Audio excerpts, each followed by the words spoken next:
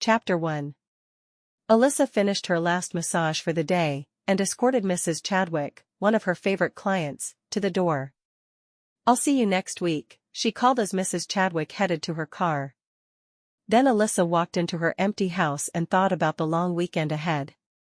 When she'd be alone. Again. Since her friend Holly had gone back in time over a year before, she'd been alone. Staring at the walls. She pulled the scrunchie out of her hair, and let her dark tresses fall around her shoulders. She only kept it up for work because it got in the way. She'd always preferred to have her hair down. Her mother had once called her a hoyden for going on long walks and keeping her hair in her face. Alyssa couldn't imagine a life without long walks into the local parks and even out of town, so she could work through anything troubling her. She thought for a moment about taking one of her walks, but she realized she'd just be using it to keep from making an important decision, and that wouldn't work at all. She still went to book club, and there were still a few other members who hadn't traveled back in time. It sounded downright crazy, and she knew it. Going back in time. But she had the opportunity to do it as well. Alyssa had never been good at making friends, and she clung to the ones who mattered most, Heather and Holly. But they were both gone now, back in medieval Scotland with their true loves, living together and laughing together. And all Alyssa had was her empty house to remember them by. She'd had a dress made up, so she could go back as well. There were tiny pockets sewn all through the dress for her to put things like penicillin and ibuprofen in, but she hadn't gotten up the courage to make the jump yet.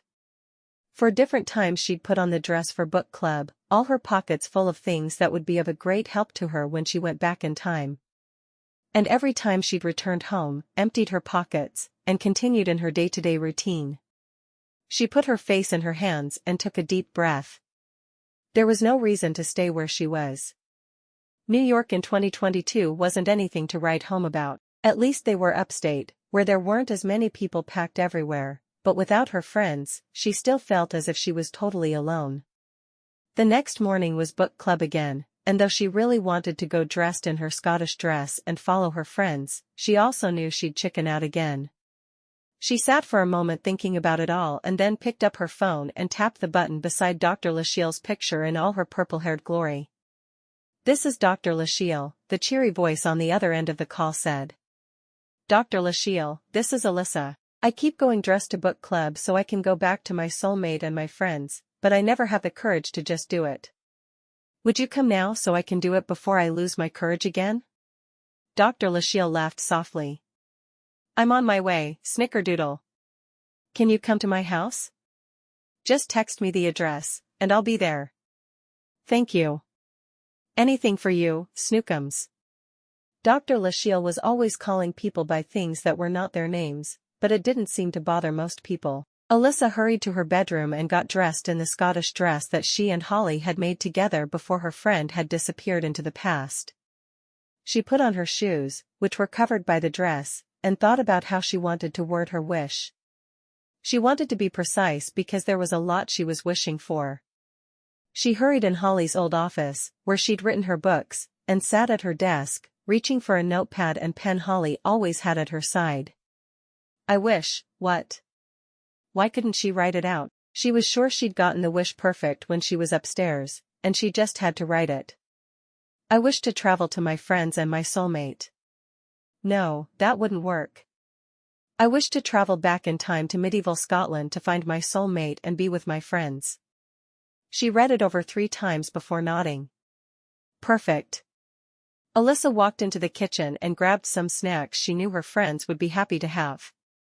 A bag of Dove chocolates, a bag of Cheetos, and a bag of potato chips. She knew the others had taken similar things back and she'd heard nothing negative. She had filled her pockets with phones. Each one had games and books downloaded on it. And she took 3 solar chargers. She had no idea if her friends' phones still worked or not. No reason for any of them to go without books. When she heard the doorbell, she rushed into the foyer of the home she'd grown up in, and opened the door to Dr. Lachele, whose hair seemed to be glinting. Alyssa looked once more before opening the door wide. "Thanks for making a house call.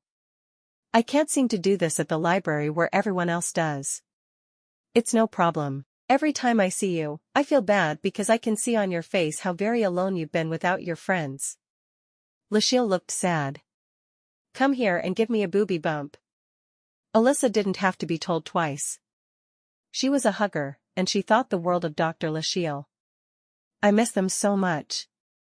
I know, Lachele stroked her hair. Let's do this before you lose your nerve again. Oh, I forgot Heather's root beer.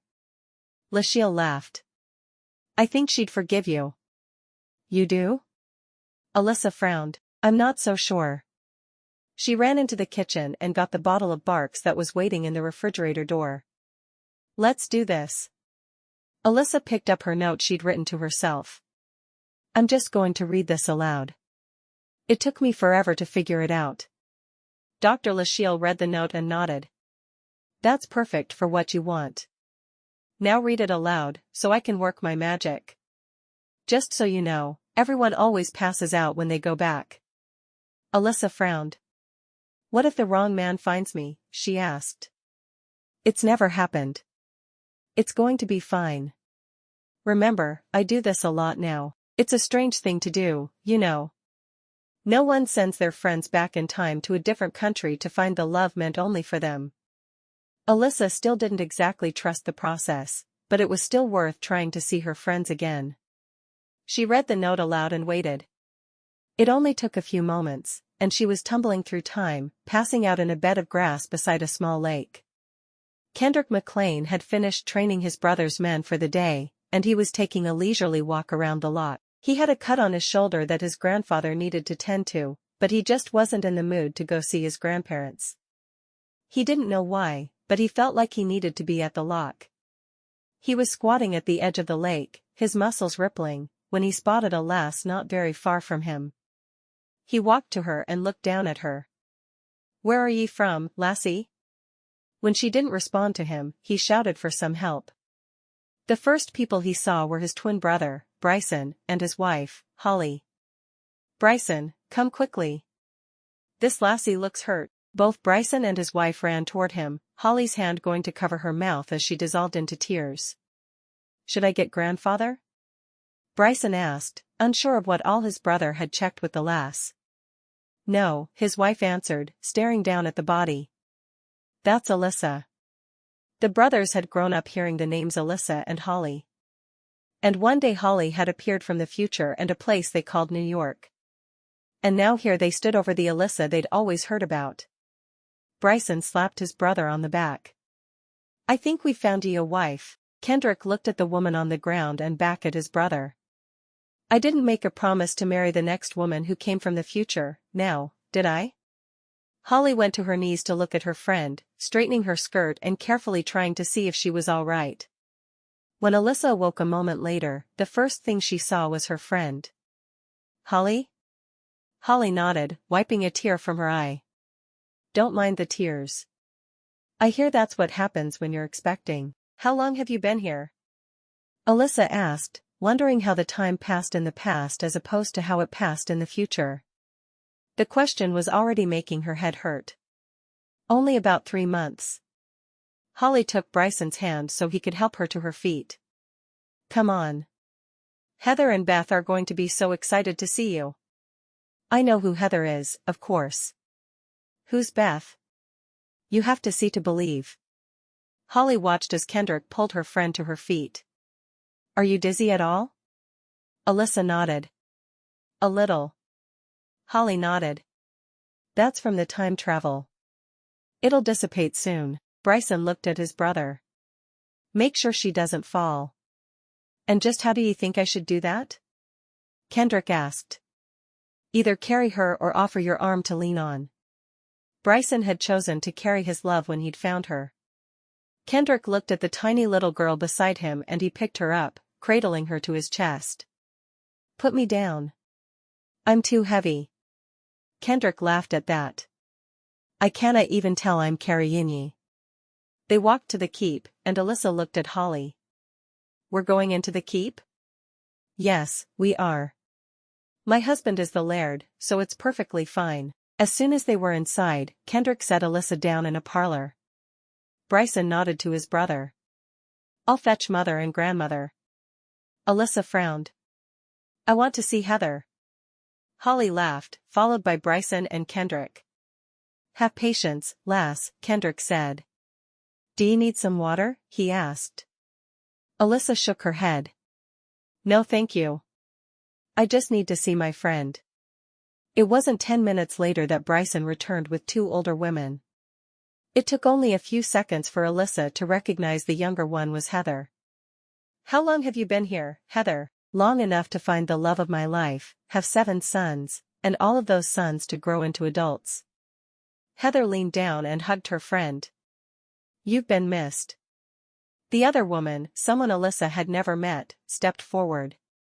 I'm from New York City, 2019. I was the first of the women Dr. Lachele sent back in time.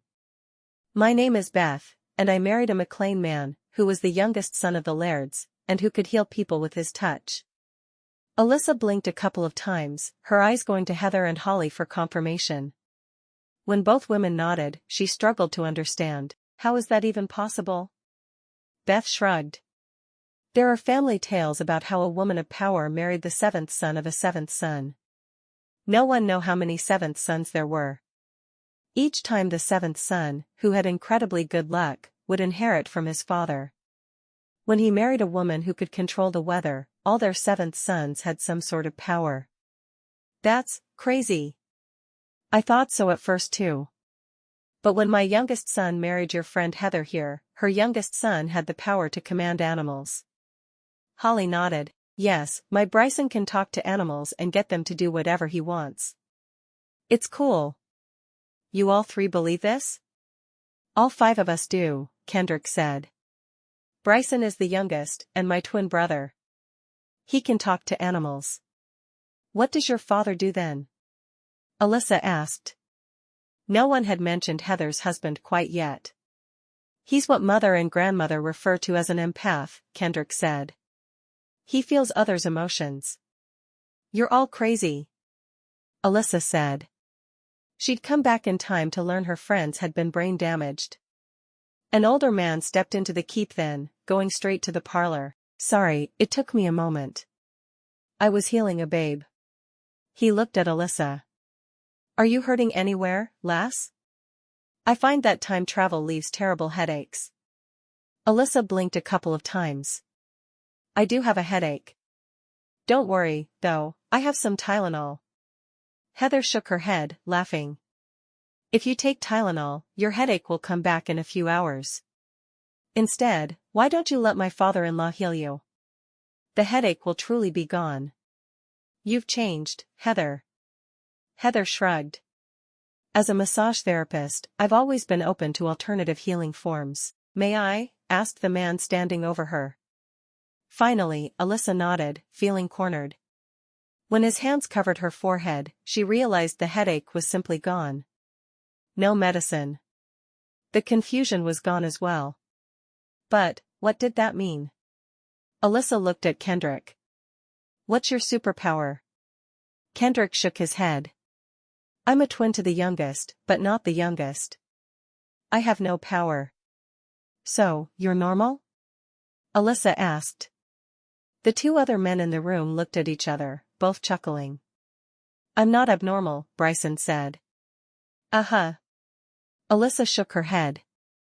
I brought stuff, she said. Please tell me you have a device with Candy Crush on it. Beth said. I need to play it, and my phone died about 60 years ago, I think. Alyssa looked at the older woman. You don't look over 60. I have a husband who heals me from everything. Sometimes even from the aging process, I think. Heather shrugged. I just know I'm not aging as quickly as most of the women around me are. Kendrick looked at Alyssa and said, my grandfather, father, and brother have all married women who have traveled from the past. I am the last unmarried McClain of an age to marry. Are you trying to tell me I'm destined to marry you? Really? You must have a better line than that. Heather burst out laughing. Don't worry, son, she's always a bit prickly when she doesn't know someone well. I can't believe you have sons old enough to marry. Heather smiled. I have 5 married sons and 17 grandchildren between them. No way. Alyssa said, staring at Heather. And Holly is going to have 7 sons just like you? Of course, Beth said. Anyone who marries the youngest in the family is destined to give birth to 7 sons. But I don't have to have 7 kids, she asked. Holly shook her head. Even if you married a McClain, like Kendrick here, you wouldn't necessarily have 7 sons. You could even have daughters. Neither of you have daughters? Alyssa asked, looking between Beth and Heather. No, and we knew we wouldn't, Heather said. I know it sounds strange, but it's how the family works. I wouldn't mind having children if there was a chance of girls. And I didn't have to commit to 7. Holly grinned at her. I went through the same dilemma when I got here, but I knew what it entailed to marry Bryson. Alyssa looked at the man in front of her. Was he offering? Chapter 2. Kendrick realized every eye in the room was focused on him, and he sighed dramatically. Do you want to marry me, Alyssa? He asked. Heather swatted his shoulder. I've talked to you enough about what life will be like in the future. Do it right. Kendrick let out a loud groan, but he lowered himself to one knee, and took Alyssa's hand in his. Alyssa, will you do me the great honor of marrying me? Alyssa was frozen as she stared at the top of the head of the man who was kneeling before her. It would mean she was married to Heather's son, and Holly's brother-in-law, which wouldn't be a bad thing. But, what if she wasn't meant to marry him? Maybe there was another man in the clan who would suit her better. Holly looked at Alyssa. By marrying Kendrick, you don't need to worry about explaining how you magically appeared beside the lock earlier today. He's a good man, Alyssa. Heather nodded. The best of the best. I thought I was the best of the best. Bryson said, sounding wounded. The best son I have left. Is that better, Bryson? Heather sighed dramatically. Alyssa just sat there, frozen, completely unable to move. Everything was happening so fast. She wanted to be with her friends, but was this the way she wanted to do it? Why don't you walk with me? Kendrick finally asked. We'll talk. That sounds a lot more reasonable than marrying a man I met less than an hour ago and know nothing about. Alyssa finally found her voice, and she stood up. Oh. She looked at the 3 other women from her time. She pulled out a root beer for Heather, Cheetos for Holly, and a phone and charger for Beth. I put lots of games on all of them and filled them with books. Do you have a solar charger? Of course, Beth said, reaching for the phone and hugging it to her. Her husband looked at it, shaking his head. I hope it doesn't have the dreadful game where you pound candies. For a moment Alyssa wondered if she was causing marriage trouble by supplying the older woman with a phone. Then Beth said, I'll have something to do while you are out healing. It will be good. The old man just sighed. If you say so, dear. Alyssa was surprised by how modern everyone spoke, but she realized it made sense with 3 women from her time having already come back to the same clan. Kendrick offered Alyssa his arm, and the 2 of them went to the front door of the keep. Did you grow up here? She asked. He nodded. Bryson and I both lived in the keep until his marriage to Holly, and then I found a cottage in the village. Alyssa made a face. Doesn't your father have to die before Bryson takes his place? Not in our family, Kendrick said. The youngest always inherits as soon as he marries. I know it's odd, but this is the way our family has done it for generations. We emigrated here from England several generations ago. You did? How is your family the one who rules the clan then? This is a favorite story of mine.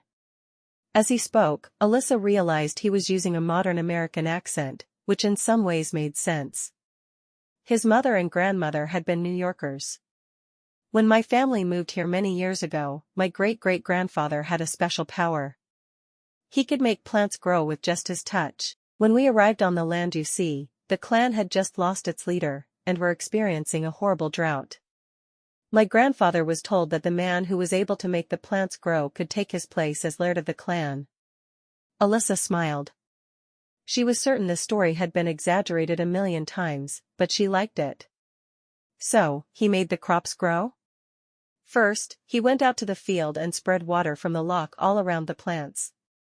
He even asked the men to spread the field wider and plant more. Then when everyone was asleep that night, he walked out, put his hand on the field, and told the plants to grow. By morning, the crop was ready to be harvested. He was moved into the keep with his wife, and they were the first Laird and Lady McClain. She pursed her lips thinking about the story. And how did they come to the name McClain? The MC for families is only in Ireland and Scotland from what I've read. You are correct. Our family name was simply Lane back in England, and we took on the MC part to be part of the Scottish clan. Now we are McClains. Does it bother you that you don't have a power? She asked. Nay. With the power comes the responsibility of leading the clan and fathering 7 sons. I would prefer to simply be Kendrick, part of the clan, but not one with much pressure. Kendrick glanced at her to see her mind working. His favorite part about the women from the future is they had all been taught to think like men. Conversations were never boring. That makes sense to me. I couldn't marry the youngest brother, and not only because Holly already did. I wouldn't want to be responsible for birthing 7 sons. I see we are of a like mind about this, Kendrick said. Are you willing to marry me? Alyssa took a deep breath. I don't know. I've only known you an hour or so. But your friends have known me much longer. One of your friends is my mother. Do you really think she'd have raised a son who would be a bad husband? Alyssa smiled. I know she wouldn't. I do want to marry, but how do I know you're the right man?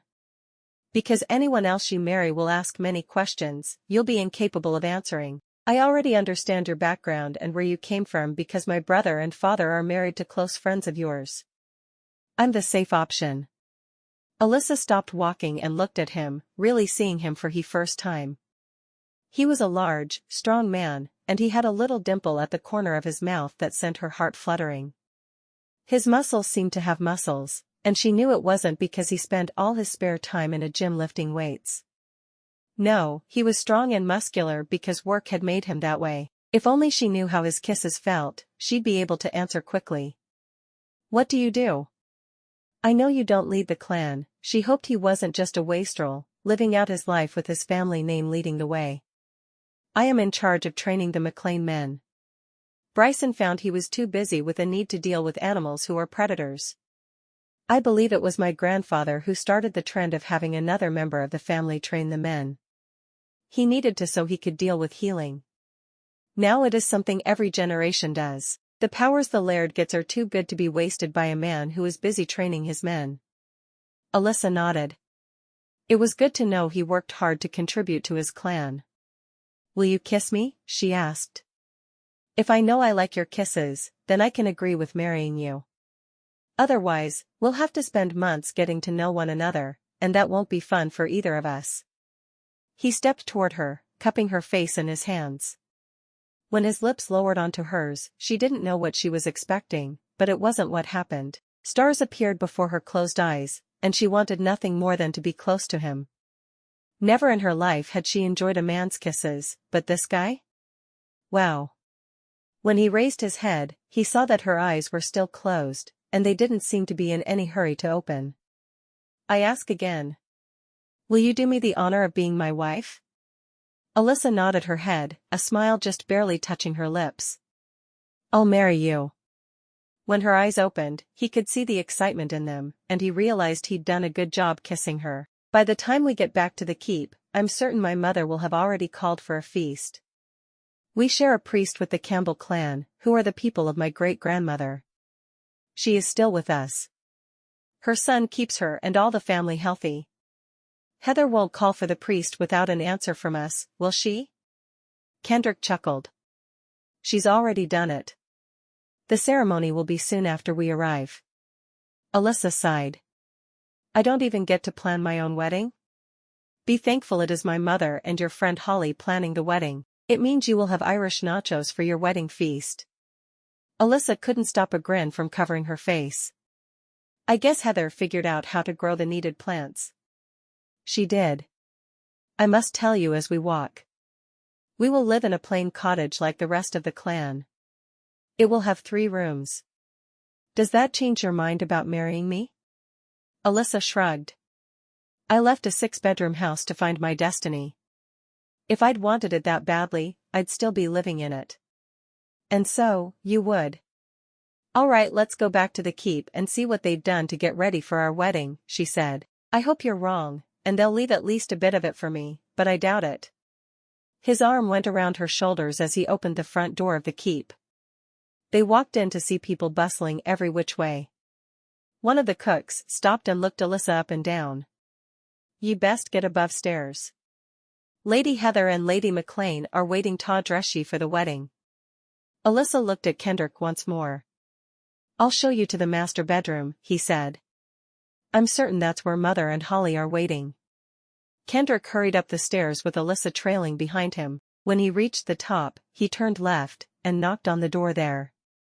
Heather stuck her head out. "There you are. Wedding's in 15, so we need to get you into a McClain kilt." Alyssa sighed. "You were supposed to wait for me to make a decision. Wasn't it just like Heather and Holly to make the decision for her?" She remembered now why she hadn't missed them for a week or two after they'd left. Holly shrugged.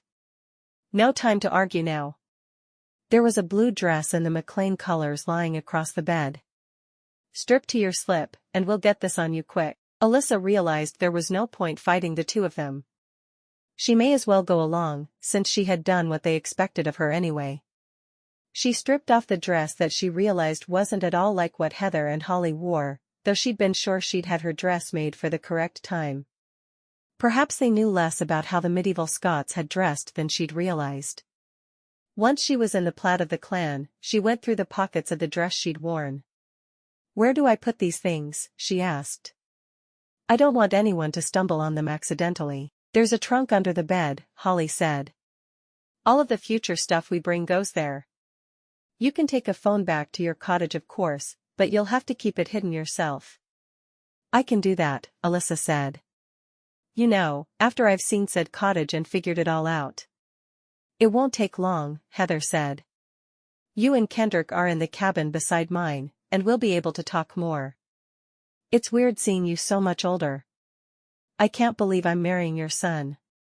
Heather laughed. "It was even weirder with Holly.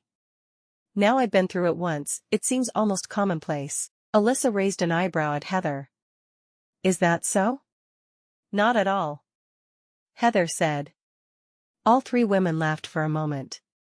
"Tell me about the ceremony," Alyssa said. "It'll be in English because I requested that of the priest," Holly said. "You just answer where and when you're supposed to, and then you go home with Kendrick after we throw a huge party." "I see." Alyssa took a deep breath. "Am I doing the right thing?" "We both wondered that as well," Heather said. "Trust me. My son will treat you like a queen." Alyssa realized she'd followed her friend's convoluted explanation. Why did Kendrick have a cut on his shoulder? Heather nodded. "It's the way he trains the men. I wish he wouldn't be quite so hands-on as he trains, but they all tell me it's the only way to train an army." "Don't you almost wish we'd brought rifles back with us to keep them safe?" Alyssa asked. "More times than I care to admit to," Heather said. "Oh, and when Dr. Lachele comes back to see you, you have to send someone for all of us right away." "She's going to come back to see me?" Alyssa asked. "No one told me about that." "Well, it happens. It's pretty cool too." Holly narrowed her eyes at her friend. "You know you were brought back just a generation before the Black Death ravaged Europe, right?" Alyssa groaned. "I left one pandemic to come back to the worst in the history of the world." "Sounds like me." "Pandemic?" Heather asked. "I forgot you came back in 2019. COVID-19 was a pandemic starting around February of 2020. It started in China and quickly spread to the rest of the world. So many people have died from this thing. Everyone runs around in a mask." Holly sighed. "I left when it was first being reported on. I didn't realize it got so bad. So bad. They developed a vaccine, but half the world thinks the vaccine is made to put trackers into people's bodies, so they refuse. The other half gets the vaccine. So many fights, all because doctors are trying to save people." Alyssa sighed dramatically. I wish everyone could just get along for a while. Never going to happen, Heather said. We have the closest thing to peace this clan has ever seen, and we're keeping it that way. How? Alyssa asked. You think you can guarantee peace? I seriously doubt it, Heather said, but when people start being killed off by the Black Death, I have a feeling we'll be the most popular clan around. Having a healer seems to work that way. Alyssa shook her head. There must be better ways to have peace among men. I'm ready to go all out hippie and start protesting all the wars. Holly giggled. Imagine just how the Highlanders would react to a hippie. They would have no idea what to do. A knock on the door had them all jumping. Yes? Holly called. The priest is here. It's time, called the voice back. Chapter 3. Walking down the stairs in the plaid of the clan, Alyssa held her head high. She was marrying a stranger, just as Heather and Holly had done before her. She was marrying her best friend's son, but that best friend was younger than her, and her son appeared older. Oh, it was too much to think about. She stopped in front of the man she had to assume was the priest, dressed unlike anyone else in the room in a white robe with a belt around his waist. Kendrick turned to her and smiled, and she wondered if she should really be marrying a man who was twice her size. She said all the right things at the right times, but it felt like she was sludging through mud the entire time. It was all so slow and strange.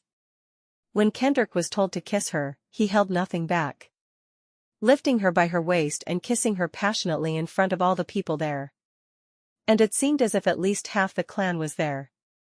After Alyssa was back on her feet, she felt people surrounding her, hugging her, and welcoming her to the clan. The hugs triggered a memory that clan was the old Gaelic word for children. Yes, this was a big happy family. Beth hugged her tightly. It's nice to have another one of us around. Thank you for bringing me Candy Crush even though it upsets my husband. Alyssa giggled. I just put a ton of games on all the devices I brought. I knew someone would want to play. How many devices did you bring? Beth asked, her eyes wide. No idea. We had a big drawer full. Every time I saw someone give a phone away on Facebook Marketplace, I'd snatch it up. Then I'd delete everything off it and fill it with books and games. I brought my whole collection. Beth grinned. I'm going to have Candy Crush for a long time. Alyssa nodded. You just won't be able to save your information and transfer it to the next phone. Who cares? It gets so hard after a certain point, I would rather go back and start over. Beth shrugged. Seriously, though. Welcome to the family. It's good to see my grandsons happy. Do you have granddaughters? Alyssa asked, wanting to know if there was truly any hope for her to have a girl. I do. Many of them. And you'll have as good of a chance as anyone of having girls. Thank you for reassuring me, Alyssa said. Do I hide my accent? Beth shook her head. No, half the clan has an American accent at this point. Or should I say, American accent mixed with a Highland brogue. Well, that certainly makes things easier for me. It's strange to feel like I'm already part of things, even though I'm not. I guess it helps to have other people who have traveled in the same way I have here. Beth nodded. You wouldn't believe how happy I was to see Heather. And Holly. And now you. Sometimes you just need to speak with a modern woman to be understood completely. I agree with that. I'm glad there's a group of 4 of us now. Your life will be different from ours. We've all held the title Lady McClain, and we've lived in the keep. Is it going to bother you not being married to the laird? I think that's what the rest of us wanted. Alyssa smiled. I'm not outgoing enough to be married to the laird of a clan. I'm more the supporting character, rather than a heroine. Beth nodded. We all need those, don't we? Well, you can be the supporting character in my romance. Beth laughed. Aren't we always supporting characters in other people's books? With a hug, Beth was off, mingling with the clansmen there for the wedding and feast. Kendrick joined her then, his arm going around Alyssa's waist automatically. Did you enjoy your talk with grandmother? Believe it or not, I did, Alyssa said. I think she and I were born in the same year. Kendrick frowned. That makes no sense. Your mother is a year younger than me. Alyssa watched his face for surprise. This time travel thing you all do gets very confusing after a while, doesn't it?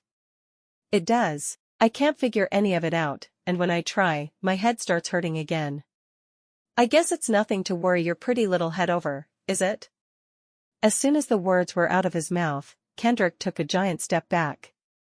My mother told me that those are fighting words to a woman from the 21st century, so I had to try them. Alyssa shook her head. You're taking your life into your own hands. He chuckled. Just don't kill me in my sleep, not before the wedding night at least. Alyssa froze. Why hadn't she thought there would be a wedding night? Too many books with marriages of convenience probably. She needed to get her head on straight. Heather hurried over then, smiling at Alyssa.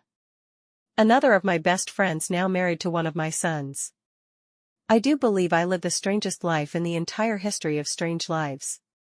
Out of the corner of her eye, Alyssa saw Kendrick slip out of the way, so she leaned toward Heather. Kendrick expects a wedding night. Is that weird? Heather shook her head. It's a pretty natural thing for a man to expect. But, I don't know him. You will after your wedding night. Heather grinned at her friend. I guess I'll have to figure this out then, won't I? Guess you will. No advice for me before I sleep with your son? Alyssa asked, trying to make Heather as uncomfortable as she felt. No, but you should ask if Beth has advice for you before you sleep with her grandson. She's better at those things than I am. Of course, she's been married 65 years or so. Heather shrugged, a smile lingering on her lips. How long have you been married now? Alyssa asked. It was confusing to say the least. 35 years. I know it's weird because I just saw you a year and a half ago in your time, but here, it's been a lifetime. I wish we'd grown old together, Alyssa said, feeling sad. Are you calling me old? Heather asked, putting her hands on her hips indignantly. Holly came over and linked arms with Alyssa. We're both calling you old. I'm the youngest out of the three of us. Heather complained. Look in a mirror, old lady, Alyssa said, finding confidence in having Holly beside her. We should get together in the afternoons, Holly suggested. Heather, Beth, and I always meet in the parlor to mend or sew or eat or, well, whatever we feel like doing. I like the whatever we feel like doing part of the afternoon, Alyssa said, smiling. She looked at Holly. Are you taking notes on everything you see so you can write it all down later? Holly laughed. I'd describe it as someone from the future, not someone from this time. How would that look? No clue. Alyssa said. But you'd finally be able to write what you want to write. Maybe when the boys are older, Holly said. Alyssa blinked. You could do it now, before the first one is born. Holly shrugged. Being pregnant has done two things to me. Made me very weepy and very relaxed. I have no desire to do anything but eat and sleep. And grow. I want my baby to grow. Heather looked at Holly and frowned. Are you worried about the baby? Do you want me to have Gavin check on you? Nah. I think I'm doing fine. I'm just not feeling urgent about anything. Heather smiled. I was not like that when I was expecting. I was worried about everything. I'd stub my toe and call Gavin to make sure the baby was okay. I'm sure he thought I was crazy. Beth joined them, obviously hearing the last of what Heather had said. Oh, he thought you were absolutely insane. But when he tried to heal your head, it didn't work. So, I told him you were just hormonal. All the women laughed at that. I hope I'm not like either of you two, Alyssa said. I just want to be me. Beth shook her head. I've been through 7 pregnancies. Between my 7 sons, there have been 32 pregnancies, and now with grandchildren, I'm pretty sure it's over 100. I lost count a while back. Not one woman acted like herself during her pregnancy. They all changed in some way. Alyssa stared at the older woman, her jaw dropping. That's a lot of pregnancies. Beth nodded.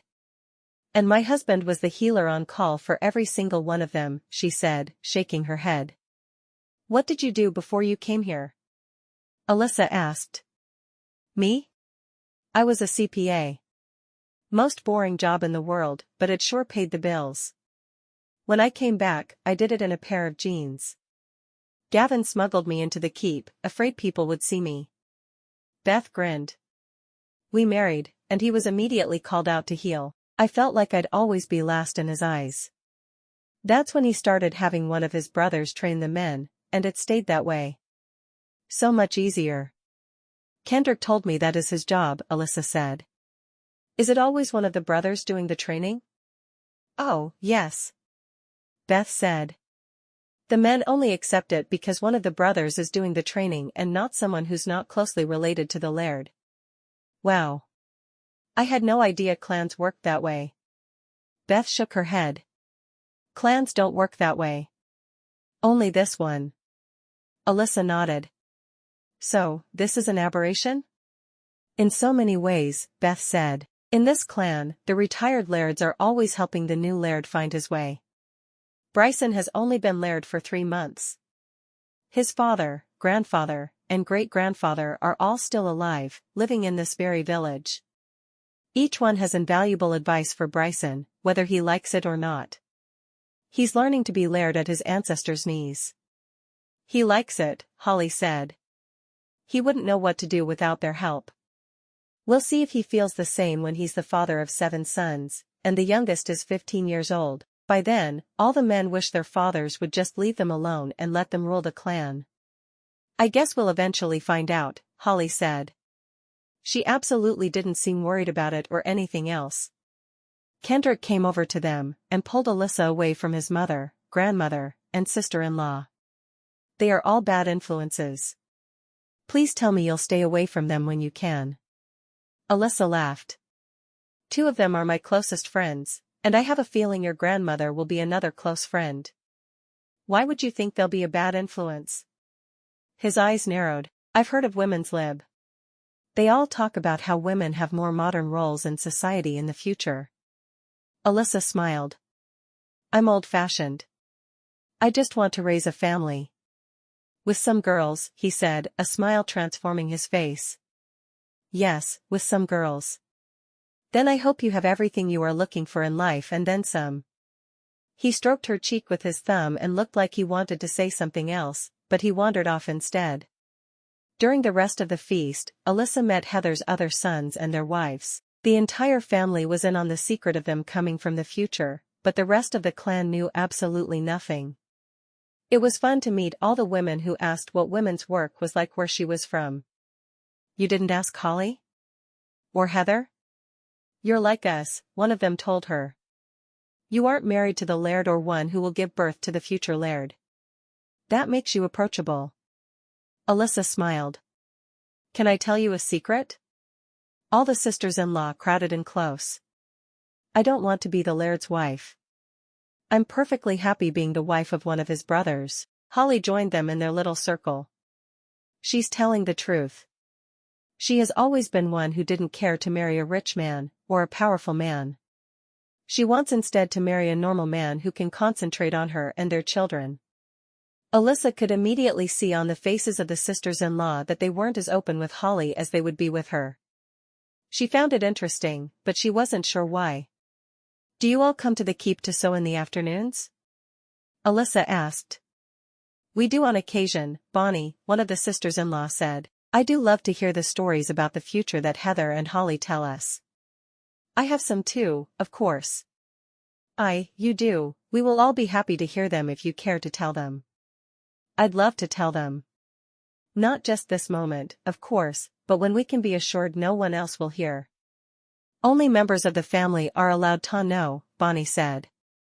I didn't know until after I'd married Callum. At first, I laughed at him. Nothing that he said made any kind of sense to me. But now I know he was telling the truth. How?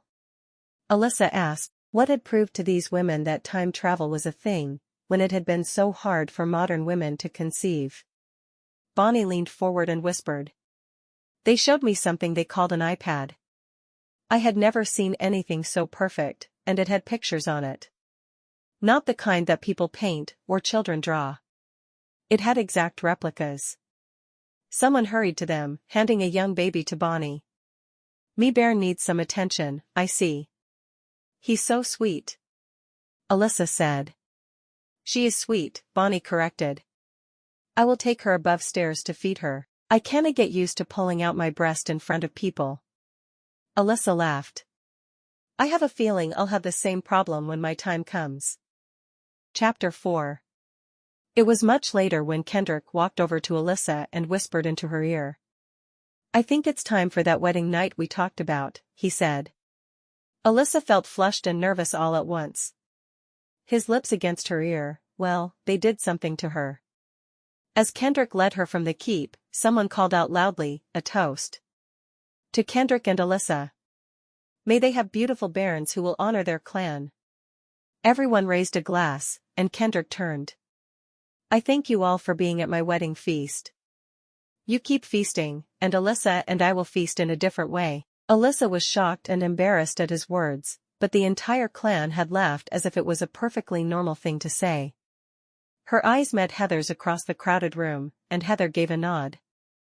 As they left the keep, Alyssa said, "I'm not sure I'm ready for a wedding night." "Is that so?" he asked.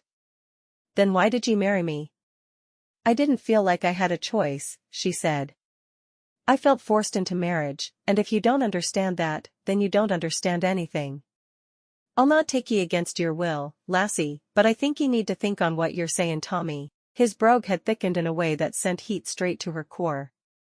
She did love a Scottish accent. Maybe we can go to your cottage and kiss and see where things go from there." She bit her lip, unsure how he'd react to her suggestion. He laughed and swung her up into his arms, carrying her toward his cottage. When he strode in, he kicked the door shut, and set her on her feet, kissing her softly at first, and then more firmly as she reacted. When Alyssa woke the following morning, Kendrick was lying in bed with her, and the cover was down, around their waists. "I had a wonderful wedding night," he said softly, kissing her shoulder. She blushed profusely. "I think I'd like to cover up a little." He just laughed. "It's not like I haven't seen and felt everything you have."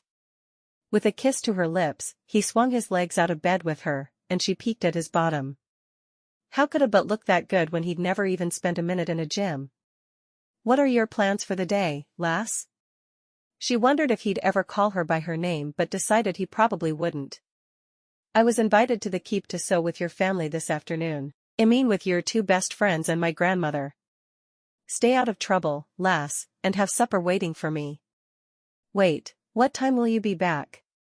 And how do I know what time it is?" "The phones don't tell me anymore. They can't quite orient themselves, because not only are there no cell towers, but I've gone back in time." He sighed. "Ask me mother, and she will explain." "I have no idea." With one last kiss, he hurried out of the cottage. As soon as he was gone, Alyssa sat up, covering herself from her neck down with the plaid they'd slept under the night before. She hadn't even had a chance to explore the little cottage. Standing up, still holding the cover, she walked from the small bedroom she had shared with Kendrick to the main room, which seemed to be a kitchen and a sitting room all at once. The only other room was another small bedroom. She'd better not have 7 kids, because she had no idea where they'd all go. Still, the cottage was all she and Kendrick needed at that moment. When she looked around for food to cook, there was little. In the books she'd read, they only talked about what the lairds and royalty ate, very seldom mentioning the fare of the common man. She had much to learn, and she would start it with her sisters-in-law. She dressed, having a terrible time with her plaid, and then left the cottage to see if she could find any of the women she'd met the night before. She spotted Bonnie, her baby in a basket, as she stood in the street. Road?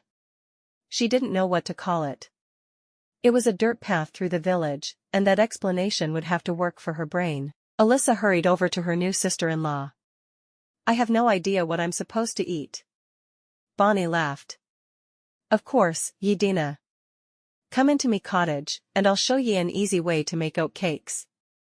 Following her sister-in-law inside her small cottage, she looked around, seeing that it was much like the one she was sharing with Kendrick. Now, I'll show you both how to make oat cakes and oatmeal, which will be enough of a lesson for today. She pulled out a large glass jar with what looked to be a cork stopper. Realizing she would have trouble memorizing how to make two different things, Alyssa asked, "Do you mind if I record the conversation?" "What does that mean?" Bonnie asked. "Well, it will have your voice on it, telling me how to make the oat cakes and oatmeal. I can play it back later, so I can remember how to do it." Alyssa looked both ways to be sure no one was looking in the window before pulling out her phone and pushing the record button. "My name is Alyssa, and I like to use my phone." Then she played it back for Bonnie. "Like that?" Bonnie giggled as she heard Alyssa's voice come back out of the small device. "Oh, I would like to hear my voice come out of that box." Alyssa deleted what she'd recorded, and tapped the button again, this time recording what Bonnie was telling her. The measurement of handfuls didn't seem very exact to Alyssa, and even worse was when she was told to use a pinch. Oh well, she'd figure it out for herself after getting the vague measurements from Bonnie. When Bonnie was finished with her lesson, she sat down with Alyssa, and they ate oat cakes together. "Oh, these are delicious," Alyssa said. "Are oats plentiful?" "Aye. They are the biggest crop we grow as a clan. Those and potatoes, which I'm told we shouldn't be able to grow yet, but we've had them for my entire lifetime." The first laird of Clan McClain, after the clan was renamed of course, was said to have the ability to grow anything in a matter of seconds. I never got to see it happen, as he passed a long time ago, but I would have liked to have seen it. Does it not strike you as odd that the laird of this clan comes from a family who came from England? Nay, we all grew up with the stories, and it seems normal to this clan. Other clans may feel differently, but we dinna blink at it. Had you heard the story before you married into the family? Bonnie grinned. The stories are told all through the clan. Though, everyone believes them to be just that, stories. When I married into the family, I found out the truth, and I must say, I was shocked. But now? It seems like it's a normal thing to have your clan run by people with magical powers. Alyssa grinned. I see. How often have you seen the powers used? Oh, I see Colum's grandfather use his all the time. I was very ill as I carried Anella here, but he healed me over and over until I could keep food in me to grow that tiny bairn. Anytime anyone in the clan is hurt, they are taken to him. He hides what he does behind tinctures and salves, but I think I always knew that he was healing with his hands. Interesting. Do you ever wish Colum had a power? Like Bryson? Nay. 'Twould keep him from me and our bairn. All the powers are important. I didn't know what I would do if Colum had to run about healing or dealing with any stray animal who comes upon our village. Is that what Bryson does? Alyssa asked.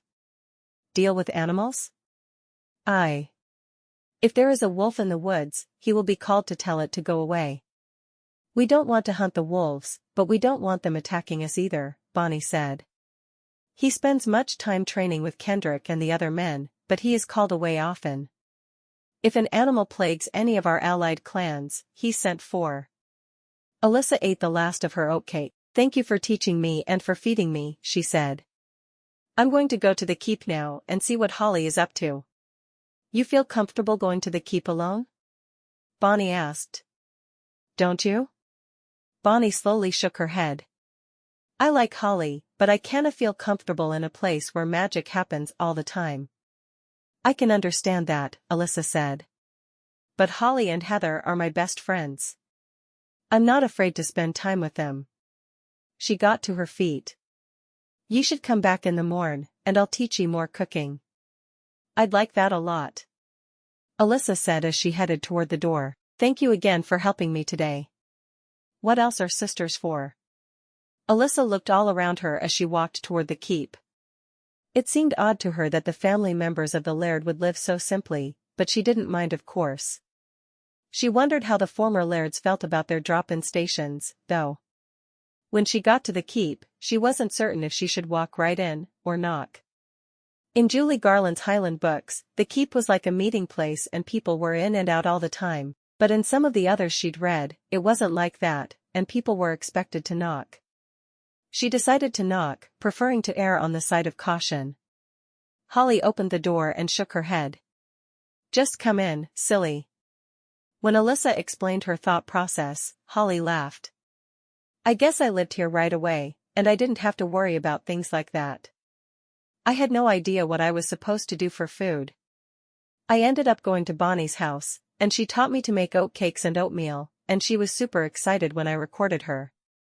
Alyssa shook her head. "I don't know exactly how much 2 handfuls of oats is, but I'm sure going to try to figure it out." Her oat cakes were amazing. Holly nodded. "They are. She makes the best oat cakes I've eaten here. So, let's talk potatoes." Holly grinned. Harvest was just in. It's September, and the leaves will start turning soon. At least they tell me they will. It's my first year here too, remember? "Can we eat baked potatoes for lunch?" Alyssa asked. "And how do you think Kendrick would feel about my baked potato soup?" Alyssa had cooked a good deal more than either of her roommates, and she was excited to start experimenting with the foods that were available. Holly stood. "I'll let Cook know you want baked potatoes." "You have a cook named Cook?" Holly giggled. "Wouldn't that be funny?" But no, when she started cooking here when Heather first arrived, everyone quit calling her by her name, and started calling her Cook. She responds to it, and it's not hard to remember. But doesn't it dehumanize her? Holly tilted her head to one side to think about the question. "I don't think so. It's how she introduced herself to me." "Okay. If she doesn't mind, then who am I to throw a fit over it? I'll be right back." Going to tell her baked potatoes. This clan has now had potatoes for 3 generations. We don't trade or share them though, so history shouldn't change. Even Clan Campbell doesn't get a share of potatoes. With that, Holly disappeared behind a door. When she came back, she had a huge grin on her face. "Cook said she'd anticipated me, and they're already baking." Holly led the way into the parlor, plopping down on a wooden bench that seemed to double as a sofa. "I've been craving potatoes with little Herbert here, so she's kind of figured out I need them daily." "Herbert? Tell me you are not going to name that poor baby Herbert." "Probably not. But it's fun to call him that. I think we're probably going to settle on Finn, but don't tell Bryson I told you. He's convinced that if people know the baby's name before he's born, it's bad luck." "That's odd," Alyssa said. "I've never heard that." "Yeah, I thought it was weird too." Heather tried to convince all her sons that it wouldn't happen that way, but apparently, no one believed her. Holly shrugged. "The clan influence is much too strong when it comes to superstition." "I get that. It's their culture." "Of course, their culture is also sort of modern American?" Alyssa shook her head. "Every time I try to figure out this time travel stuff, my head starts to hurt." Holly shrugged. "I've quit trying. Being pregnant is good for me." "How far along are you?" "Within the first few days of being here," Holly responded. "It's nice having a healer for a grandfather who can just tell you when your child is due." "Does he deliver the babies too?" "Well, yeah. Who else is qualified?" Alyssa frowned. "Is there no midwife?" "Not one who can do what Gavin can. Seriously, the man is a walking miracle." Holly shrugged. "I wouldn't take a midwife with their archaic childbirth methods if my life depended on it." "Nope. Gavin is my man. I'm not sure I'd feel comfortable with a man delivering my baby." Alyssa realized that she could also be pregnant, but she didn't think it would happen as quickly for her as it had for Holly. She wasn't the one who was destined to have 7 babies, after all. "I'm sure someone else could catch the baby and be the one all up in your girly bits if it was that important to you. But you'd still want Gavin there. If anything went wrong with either you or the baby, he could heal you fast." "How does the healing work?" Alyssa asked. "I asked the same thing when I got here," Holly said. "He takes a bit of the pain onto himself, and it leaves your body. He is sick for just a moment as his body heals itself from the wound." "Pretty cool, huh?" "I sure think so," Alyssa said. Maybe I will have him there when I have babies. If I have babies. What if I can't? Then Gavin will heal you so you can. He's good at what he does. What is the clan going to do when he passes away? Alyssa thought they may be relying too heavily on an old man. I guess we'll learn to go to normal healers then. But it won't be easy. Chapter 5. That afternoon was rather fun, with Beth, Heather, and Holly showing Alyssa the proper way to make clothing for Scottish bairns. We're sewing for all the beautiful grandbabies Holly is going to give me, Heather said with a smile. Holly laughed and patted her still non-existent baby bump. You can't pretend you're showing yet, Holly, Alyssa said, shaking her head. I don't know why not. Holly frowned at her friend. Because no one can tell you're pregnant. Beth shook her head. I can argue against that. My husband knew immediately. His powers sound almost scary. I knew a kid once who ran around saying everything was OP. He meant that it was overpowered. Is Gavin overpowered? Alyssa asked. Not at all. If he used his powers for evil, maybe I would think so, but he uses them for good and only good. Beth shrugged. There's a tale in the family about the 3 sisters who weren't McClains, but one's daughter married into the McClains. The youngest of the 3, who is an ancestress of the McClains, had the power to heal. At least according to stories, and seeing what my husband can do, I'm not going to quibble. Well, she put her hand on someone who was well, and shriveled them up and they died. Now story passed down from generation to generation, but I could see it happening. Alyssa felt a shiver run up her spine. That's creepy. Heather looked at Beth. I hadn't heard that one. I think Gavin is the only one who tells it, and I think he may have stopped telling it to people after my reaction to it. Beth shrugged. He's never tried it, and never intends to try it, but I think he could do it. His power can be used for good as well as evil. I'm sure of it. Have any of the McClains ever used their powers for evil? Alyssa asked, looking between the other 3 women. Not really, Beth said. I've heard of some mischief they'd get into and even some practical jokes, but no real evil. She smiled. My mother-in-law used to tell me a story about how she'd fallen in love with her husband as a little girl, and they were kept apart because her father didn't want her marrying a boy with strange powers. She told them of how he'd saved her life by sticking his hand into the chest of a wolf and removing its heart. Non-surgically.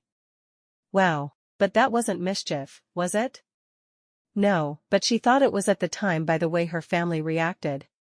She was a Campbell, daughter of the laird of our neighboring clan. The sweetest woman you'll ever meet. She didn't come for the wedding.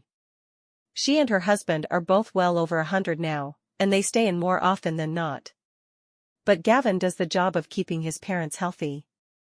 She's really sweet. Holly said. I can't wait to meet her, Alyssa said. What's she like?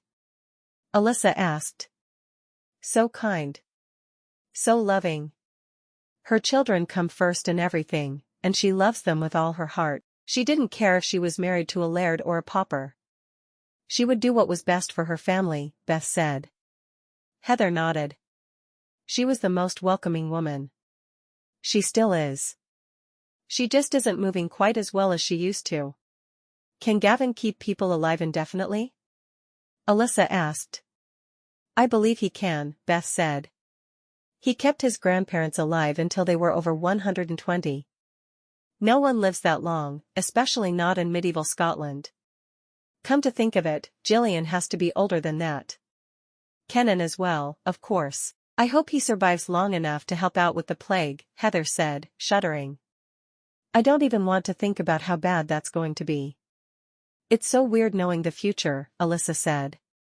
Bryson and Kendrick strode into the keep then, walking straight to the parlor. Bryson put his hand on Holly's shoulder. Are you feeling well, my love? Holly's eyes lit up when she looked up at Bryson. I'm doing well today. Your father has been healing me at night, so I don't have the terrible morning sickness I did at first. Good. I hate to think of you suffering. Kendrick wasn't nearly as sweet. He took Alyssa's hand and pulled her to her feet, wrapping his arms around her and kissing her, right there in front of everyone. I hope you're enjoying your day, lass. Alyssa nodded, still a little embarrassed, but getting over it quickly. I am. What have you done today? I'm having the men move rocks to build a strong wall around the village. It's not so much that we need a wall, but we need them to be stronger, and what better way to get strong than to move heavy rocks? Bryson shook his head at his brother. I'm surprised they don't resent you. That sort of work is awful. They don't hate me, Kendrick said. They all agree we need a wall, if only to keep out raiding parties. Alyssa's eyes widened. She'd read a great deal about the raiding clans of the Highlands. Does this clan raid others? She asked. Heather shook her head. We do not. We have everything we need. But others come and steal livestock and sometimes crops. We always get our revenge, but we do not take part in reaving. Alyssa sighed, glad to hear it. While she understood that it was something that most of the Highland clans did, she didn't like the idea that they would make enemies that way. It wouldn't be good to have people constantly trying to steal from them. There were better ways to do things. Holly looked at Alyssa. You two are staying for supper, and Beth, you, and Gavin as well. We're having tacos. Tacos? We can't have tacos. What would we make them with? Alyssa asked. Heather frowned. I want tacos. Well, of course you're invited. Holly said, shaking her head. How are we making tacos again? Alyssa was determined someone would answer her. You know how obsessed you three are with Irish nachos? Beth asked. Well, sure, Alyssa said. That's how I was with tacos. Now we grow corn, tomatoes, peppers, pinto beans. We may be doing things out of time, but in our little corner of Scotland, people don't really know about it, and we don't tell. Wait, Alyssa said. We can have tacos as well as Irish nachos? I should have come back in time a year ago. That's amazing. Kendrick frowned at her. Did you come here to reunite with your friends and meet your soulmate or eat? Alyssa took too long to answer the question, and Kendrick pulled her back up against him. You are on thin ice, wife. It was the first time he'd called her wife and not lass. She liked it. Leaning back against him, she said, I guess I came back to be with my friends and marry my soulmate. And eat. The last two words were much softer, but he heard them. Oh, is that so? It is so. She turned around and faced him. Kendrick, you must understand that I have a mind of my own. You cannot control it. I have no desire to, lass. I know what a woman of the future is like. My grandfather, father, and twin brother married women of the future as well, remember? He was grinning at her and she wrapped her arms around his neck, kissing him. Bryson groaned. Some things are meant to only take place in the bedroom, he complained. Then why did we? Holly was cut off by his hand over her mouth. Everyone in the room laughed at that, but Bryson looked down at his wife with a look of long suffering. And why did I say I would marry the first lass who appeared from the future? Would someone remind me of that? You thought you could get out of marrying quickly that way, Kendrick reminded him. And you found your lass less than an hour later. It seems to always work that way, doesn't it? Bryson asked, shaking his head. Of course, she's having my first son, who will not be named Herbert as she keeps saying. Heather laughed. Herbert is an awful name, Holly. Why are you tormenting my baby boy? Holly shrugged. He doesn't want me to say the real name we want to name him, because he worries it's bad luck. Well, I can say Herbert then. I would really rather you didn't, Bryson said. Holly giggled. Herbert. Bryson decided to stay silent and not encourage his wife in her silliness. It was probably for the best anyway. What kind of tacos are we having? Alyssa asked. Beef. We have had mutton tacos, and pigeon tacos, but mostly we like the beef tacos. Heather shrugged. You make do with what you have. Which kind of beef? Steak or ground? Alyssa hadn't had a taco in a good long while. She wasn't sure how she'd existed without them. Steak tonight, Holly said. We have ground a lot too, but the steak is better. Cook does such a good job on them. Oh, think of a potato with steak taco meat on it. Alyssa sighed. I'm making myself hungry. Holly shrugged. We'll do that later in the week. She looked at Kendrick. Do you have food in your home so Alyssa can cook? He shrugged. I've always eaten with family. We'll stock you up before you go home tonight, Holly said. We have a great deal more food than we need for the winter. Kendrick smiled. I would like that. Then my wife could cook for me. Heather nodded. She's the best cook of the three of us. I've adapted to cooking for us, but I think Alyssa will be cooking amazing meals in no time. I do believe my wife can do anything. And she's not always sitting with her face in her phone smashing sweets. Beth looked at her grandson. It's called Candy Crush. And it's an amazing game. He shook his head. Only a grandmother would say such a thing. When it was time for supper, Bryson was sent for Gavin, and Kendrick was sent for Derek. They all gathered around the table and Gavin prayed over the meal, thanking God for the beautiful women he'd sent back in time to complete his family and for the ability to make tacos. Beth smiled as she patted Gavin's arm. You said that well, dear. I've been married to you for a very long time. He leaned over and kissed her cheek, and Alyssa loved the way they were with each other. It made her feel like this was a family where love continued forever. The conversation was lively as they ate their supper, corn tortillas, refried beans, and steak, with a tiny bit of cheese. Why no more cheese than this? Alyssa asked. You have no idea what it takes to make cheese in this time period, Beth said, shaking her head. We're low on it right now because everyone is involved in the harvest and drying the foods we'll need for winter. We'll have more again soon. All our favorites include cheese as well. We're a cheese-eating family. We try not to complain when we get low on it. So much work goes into it that we're just happy to have it for the time we do. Oh, I'm sorry for breaking a McClain family rule. I didn't know. It's not breaking a rule unless you know about the rule in advance, Kendrick said. Right, grandmother? Beth nodded. I suppose. We won't put her in the dungeon this time. At the look on Alyssa's face, Heather said, Don't worry. Beth is just trying to scare you. We don't have a dungeon. Holly put her hand over her heart and said, Oh, good. I was so worried for a minute there. Bryson shook his head at Holly. Grandmother is teasing, as usual. Holly sighed. Beth, don't scare me like that. I'm pregnant. It can't be good for the baby. Remind me to heal you before we leave tonight, Gavin said. I don't want you losing more nutrients in the morning. Thank you, Holly said. It's great having a healer who is as invested in my pregnancy as I am. You are one of the two most important people to the future of Clan McClain. Of course, we're all invested in your future, Lass. I'm starting to think my name is turning from Alyssa into Lass, Alyssa said. Never have I had so many people call me something other than my name. You could go by LYSS, Heather said, trying to be helpful. Not so sure about that one, Alyssa said, shaking her head. I am not a big fan of nicknames. Then the rest of us will try not to use them for you, Gavin said. I cannot control Kendrick though. I believe a man has the right to give his own wife a nickname that suits him.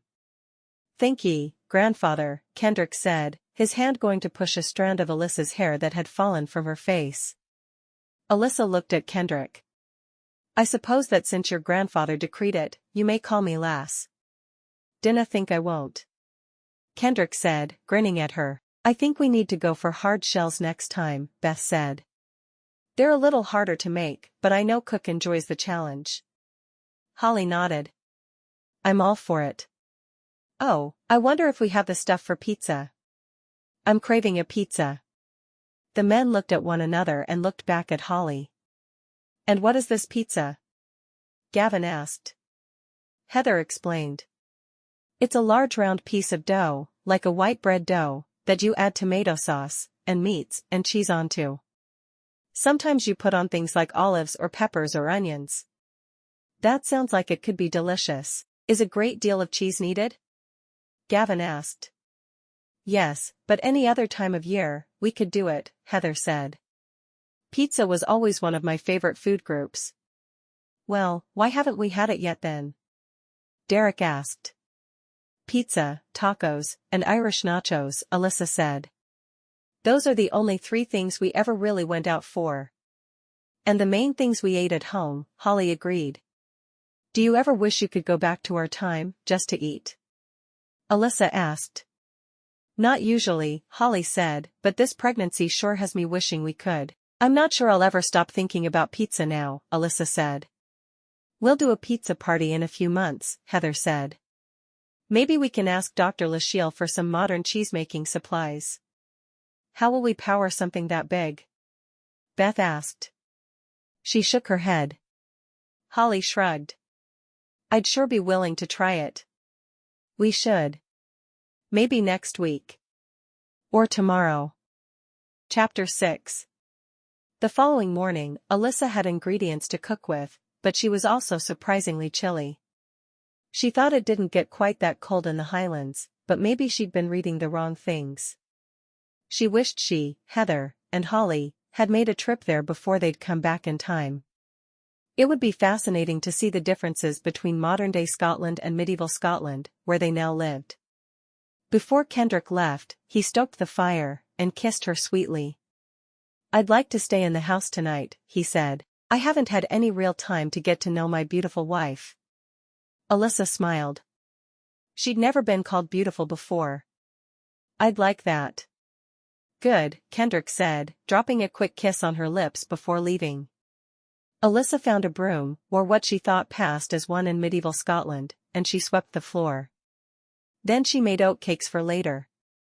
Holly had sent her home with some honey, so she made them slightly sweeter than what Bonnie had recommended.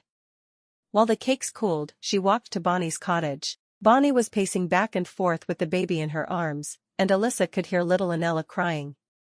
Is she all right? Alyssa asked. Bonnie was upset, and it was obvious. I didn't know what's wrong. We must get Gavin. Alyssa nodded, remembering that Heather had said they lived next door to one another. She ran all the way to her cottage and looked at the ones on either side of it. She spotted Heather through a window, knocking on the door loudly. Heather smiled when she saw Alyssa, but her smile quickly faded. What's wrong? Something's wrong with Bonnie's baby. I'll get Gavin, you get back over there and help. No idea what it is? None. Alyssa called her answer over her shoulder as she ran to Bonnie and Colum's house. She hurried in the door without knocking and started asking questions. Is she running fever? Bonnie shook her head. I dinna think so. Her diaper isn't wet or dirty? 'Twas the first thing I checked. Is she hungry? Alyssa knew she was grasping at straws. No. We need Gavin. I'm here, Gavin said as he walked into the room. For a man who had to be 90, he was awfully spry. I dinna know what to do. I know, lass. It'll be fine. Lay her on the table. Alyssa could see what a struggle it was for the other girl to put her baby down. She looked so tiny on the table, lying there with nothing around her. Alyssa gripped Bonnie's hand tightly as Gavin moved his hands over the infant, not touching her, his hands just above her body. After a moment, he said, that's it. His hands focused on the tiny baby's stomach. After a moment, she stopped crying. Bonnie reached for her baby and held her to her chest, tears in her eyes. What was wrong? Gavin sighed.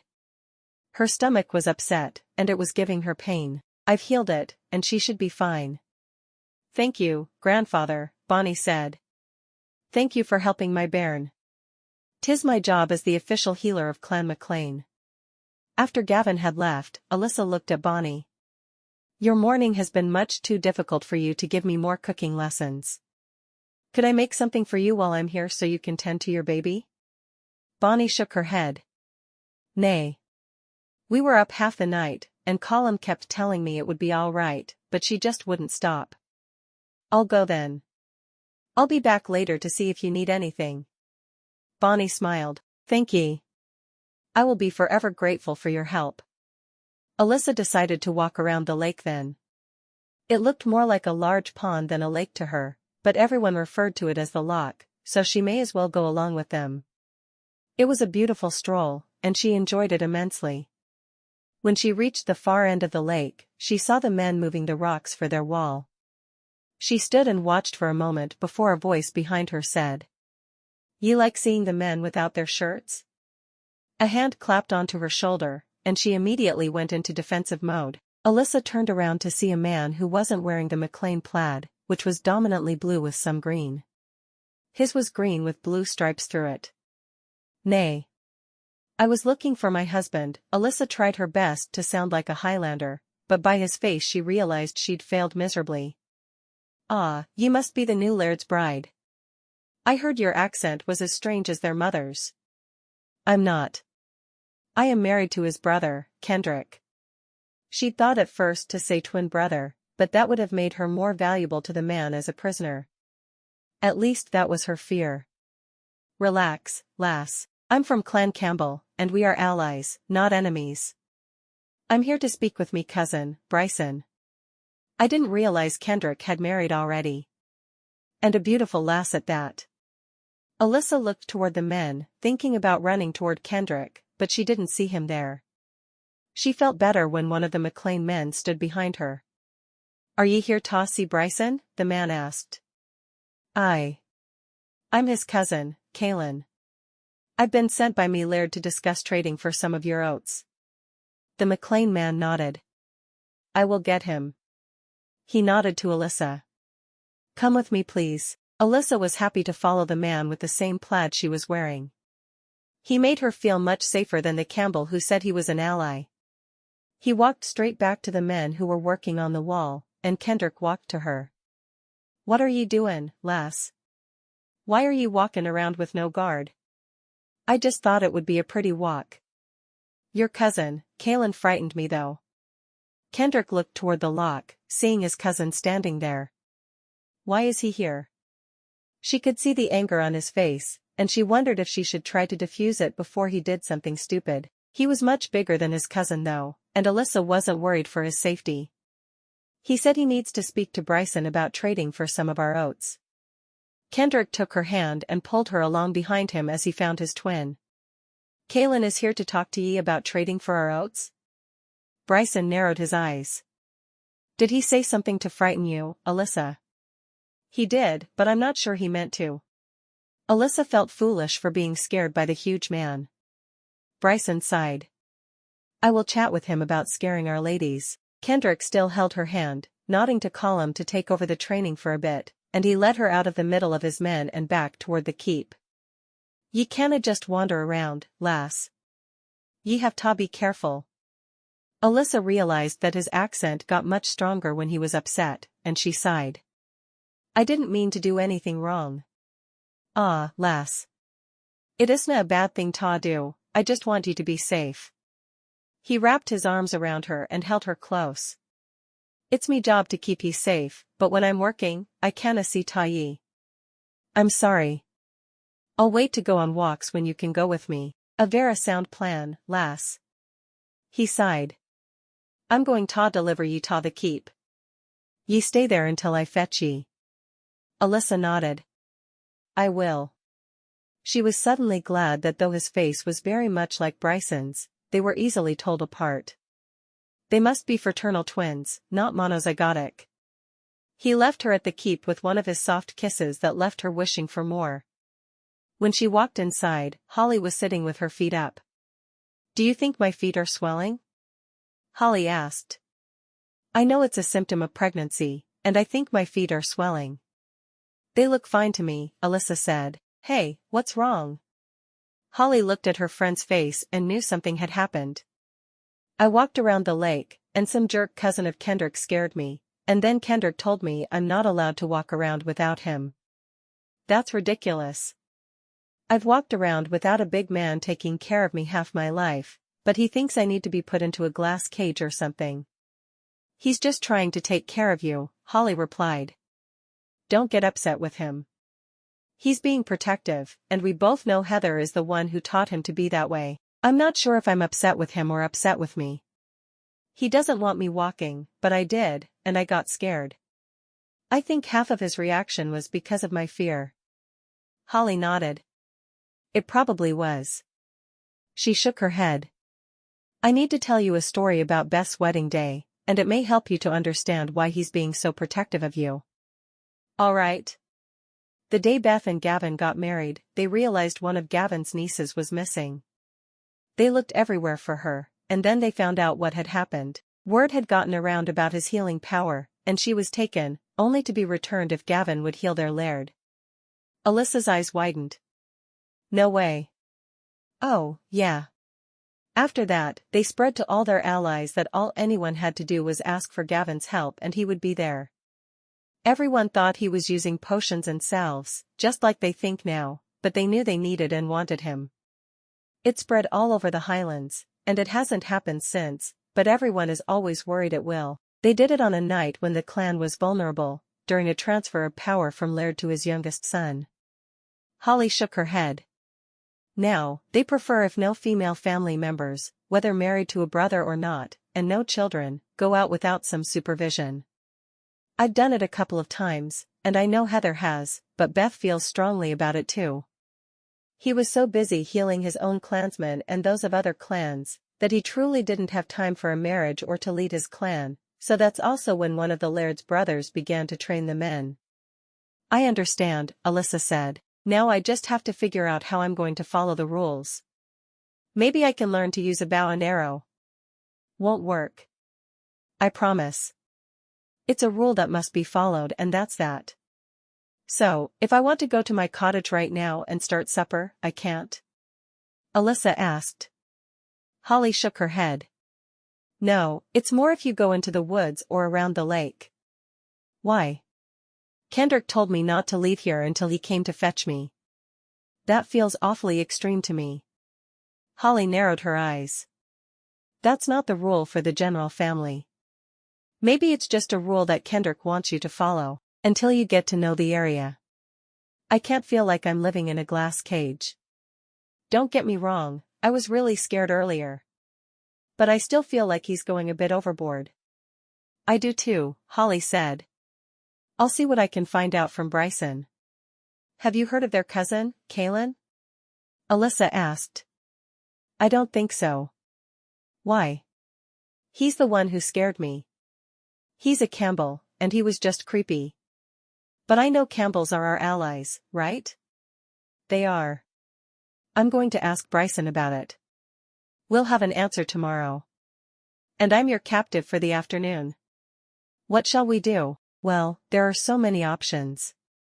We could read, or we could game, or we could sew, or we could eat. Eating always sounds good. Holly grinned at Alyssa. That's because you're a pregnant bottomless pit. I hope you're not always this hungry during your pregnancies. Alyssa tilted her head to one side. Do you realize that you're going to spend over 5 full years of your life pregnant? You'd better get used to it. No, I never really thought of that. That sounds like forever.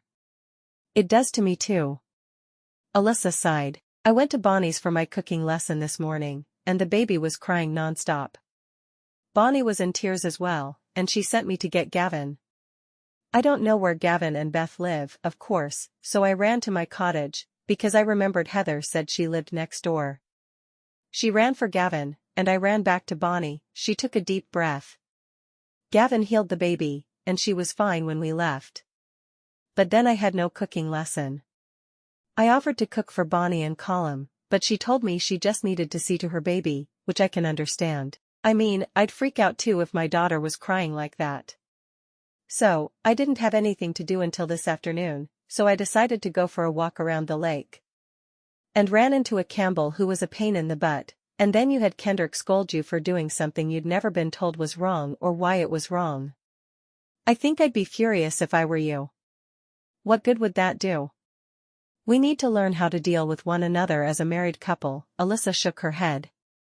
It would be better if I knew him. We married so fast. Holly nodded. We did too. The same day I arrived. Do you feel like you even know Bryson yet? We're getting there. I love him, but do I know every detail of his life? Nope. Heather tells me stories of him as a boy, which helps some. Bev tells the clan's history beautifully. I really do need to write it all down when I'm not having a pregnancy the length of an elephant's. You've only been here 3 months. You haven't been pregnant long. Alyssa was certain Holly was having way too much fun watching for pregnancy symptoms. Were you even queasy this morning?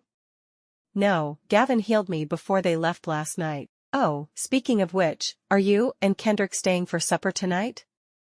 Alyssa shook her head. No, he told me this morning that we need to stay in tonight and get to know each other better. I guess it's a good sign when he realizes that we need to take time to do that. Of course, it is. I think you two are going to do great together. I kind of half expected you to come here in 30 years and marry my youngest, but I'm glad you're here now.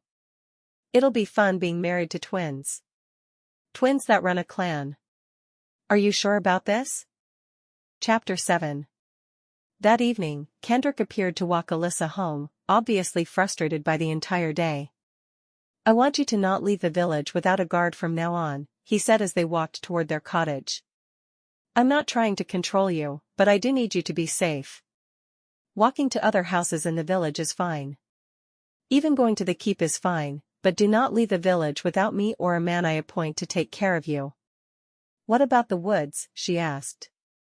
There was a wooded area on the other side of town from the loch. I think the woods would be beautiful to walk in. I'm sorry, lass. I have to say no. I don't know what type of man you'll run into. There are always allies as well as enemies coming to our land so they can get grandfather to heal someone. I canna risk you that way. Alyssa frowned. I feel like I'm being kept in a cage. I went everywhere on my own in New York. Heather, Holly, and I even went to the city once to see a play. It is more dangerous here. You haven't been on the streets in New York. She told him, trying to think of a compromise. I could carry a bow and arrow. Nay, lass, you will not be safe enough. Kendrick looked like he hated having to tell her she couldn't go anywhere, and she could see he was willing to talk about the issue, but he wasn't bending so far.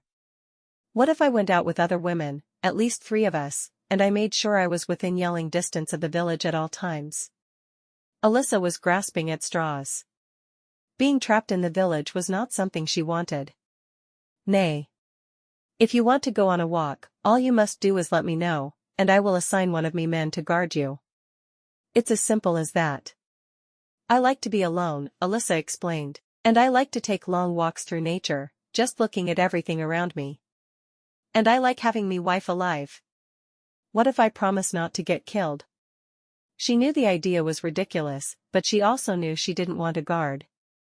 Me cousin thought you were fetching. He said you're the type of woman clan wars are fought over. He opened the door to their cottage. I canna risk ye, lass. Ye are mine now. But what if I want to walk alone? Me guard will follow 10 feet behind ye. Does that work for ye? It's like being quarantined for COVID all over again. Of course, then it was 6 feet, now I get 10. Alyssa sat down at the table despondently. Are you going to set up a guard for me every day? Because I want to walk around and explore. I dinna like the idea of a man being kept from training, but if that's what it takes, I'll do it. Alyssa sighed dramatically. How do you know the guard won't hurt me? He stared at her for a moment. You're right. You'll have to only walk with me. And Alyssa knew she could never follow his orders. She couldn't be always caged. All right. You'll do as I say, he asked, watching her carefully. She shrugged, staring at the floor in front of her. I made oat cakes this morning, but I don't know how to make anything else yet. I suppose that will have to do for supper. Dinna ye say ye can cook? Sure, I can. With a proper stove, oven, microwave, and all the other things I had with me in the 21st century. I know how to make oat cakes and oatmeal over that fire.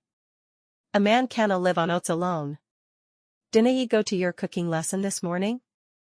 I did, but Bonnie's baby was sick. So, I didn't get my lesson. I've only learned to cook those 2 things. He groaned. You will keep trying to learn? Sure. Alyssa didn't have a lot to say to him, because she now knew she could never stay with him. He was unreasonable. The more they spent time together, the harder it would be to leave him. Though where she'd go, she had no idea. Well, then, I will try one of your oat cakes, and we will go to beg me mother to cook for us. Kendrick reached for an oat cake and took a big bite of it. Is this from your first time making oat cakes? Yes. Are they good? Delicious, he said, finishing the first and reaching for another. They are very sweet. She noticed his accent was fading as he was less upset. She didn't want to think about how strong it would be when he realized she was gone.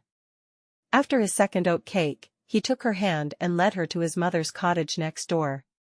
Mother, he said, kissing her cheek. Alyssa hasn't learned how to cook yet. Heather opened her door wide. I'll have to find someone to work with her on that. I'm not the best cook in the world. She looked at Alyssa and her eyes narrowed. Are you okay? I've just been told that I'm now a prisoner of the village, so not exactly. Heather looked at her son. A prisoner of the village? How did this come about? She folded her arms across her chest, all but daring him to tell her what her friend meant. She walked around the loch today, and one of the Campbell cousins frightened her.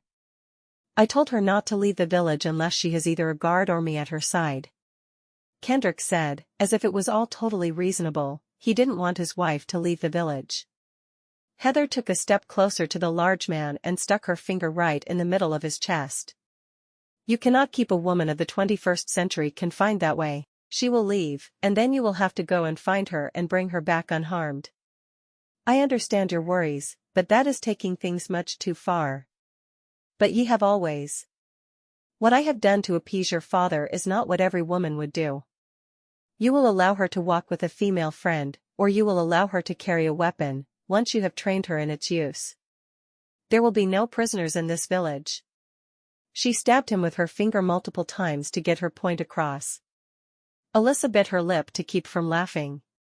She had only seen her friend as just that, her friend. Seeing her in mom mode, getting onto her son who was at least half a foot taller than her and not backing down a single inch was almost comical. Mother, it's not that simple. Heather took a step even closer to Kendrick. Oh, yes, it is. You will not turn your wife into a prisoner. I know you care for her, and I know she cares for you, but this is ridiculous. Teach her to use a knife, or there is the sword all of you boys learn to fight with. Teach her, and you won't have to worry anymore. Kendrick sighed deeply. Would you agree to staying in the village until I was able to train you to use a sword? Alyssa nodded. I would be happy to. It's such a reasonable compromise. In a way, she felt guilty about sicking his mother on him, but there was no way she was going to stay locked up in the small village with a whole world to explore just outside it. We will begin training tomorrow evening, he told her. Derek stood in the corner of the room, trying not to grin about the way his son was brought down a peg by his mother. What are we cooking tonight, Heather? Alyssa asked. She would be happy to jump in and help if Heather needed it. Heather shrugged. I have some ground beef. I'll probably throw some potatoes in with it, like sliced into tiny pieces. Add some carrots and some seasoning and call it a meal. Sounds good to me. Alyssa said. Why don't I start with the potatoes? I'll peel and slice. They worked together to make supper, while Kendrick and Derek went for a walk. As soon as they were out of hearing distance, Derek clapped his son on the shoulder. Next time you want to make a rule for your wife, talk to me about it first. Kendrick shook his head. Who would have thought Mother would fly off the handle like that when all I was doing was trying to keep her friends safe? I could have told you how that would go. Your mother considers herself a woman of the 21st century, even though we are living in 1329. I know it doesn't make sense, but she's a woman. Kendrick said. Now I must go home and find a way to tell my wife she may never run to my mother when we disagree again. Derek laughed heartily at that. I don't believe that's what you really want, son. Kendrick shook his head. Mother would be angry with me again, wouldn't she? Oh, she would. She would be furious. Alyssa came here as one of your mother's best friends. She didn't expect to marry her friend's son, but that's what's happened. She was here for your mother before you. She wanted love, but she missed her best friends. Your wife will seek refuge with someone else in the village or leave the clan territory completely if you tell her not to go anywhere. You must learn that these women of the future are different than our men who think the world is led only by men. In the future, women will be ruling some countries even. At least that's what Heather and me own mother have told me. But 'tis not right for her to run to mother if there's a problem with me. We will never learn to settle our own disputes. Derek nodded. But there has to be a way to let her know that without telling her she can't talk to your mother about it. Kendrick groaned. I married the wrong lass, didn't I? I should never have married mother's best friend. Derek smiled. I don't believe you married the wrong lass. I believe the lass you married is more complicated than a woman from the village would be. There is nothing wrong with that, but it will take some time to get used to her ways. I can see that now. Kendrick decided to keep thinking about his dilemma throughout the evening. By the time they had walked all the way around the village and back to his parents' cottage, supper was ready, and he perked up a great deal. This is delicious. You seasoned it better than you did last time, Kendrick said. That would be your wife. I keep telling you she's a much better cook than I am. I never get the seasoning how I want it, and she does such a good job with it. Kendrick smiled at Alyssa. I look forward to eating a meal you've made. The oat cakes were delicious this evening. Thank you. It was my first attempt. I've never cooked in a fireplace either. The whole thing had been a strange experience, but she was thrilled they came out so well. After supper, Heather and Alyssa did the dishes together as they'd done many times in the past, or rather the future. When they were finished, Kendrick invited Alyssa for a walk. She nodded, wondering what he was going to say after she talked to his mother about what had happened. She needed to remember not to vent to her friend, because Heather would always butt in, but in that time, well, she'd needed to. Alyssa hugged Heather. Thanks for supper and a cooking meat in a fireplace lesson. I bet I could make that meal again. No doubt in my mind. Heather said. Kendrick waited for Alyssa, allowing her to precede him out the door. As soon as they were outside, she turned to him. I'm sorry to tell your mother on you. That wasn't my intention. I was simply telling my friend how my new husband was forcing me to stay in the village, and she took it from there. Kendrick smiled and nodded. Thank you. I was trying to figure out how to tell you it isn't fair to involve my mother, but I wasn't certain how to bring it up. She laughed softly. Well, I realize my mistake, and I will try to not do it again. I appreciate that. He started toward the woods, and she walked beside him, gripping his arm as they went along. I need to tell you a story about my grandmother Jillian and these woods. He quickly recounted the story where his grandparents had played house, and his grandfather had removed a wolf's heart. Someone else told me that same story. I cannot wait to meet your grandmother Jillian. She's a good person. She does some small healing of her own with tinctures and ointments.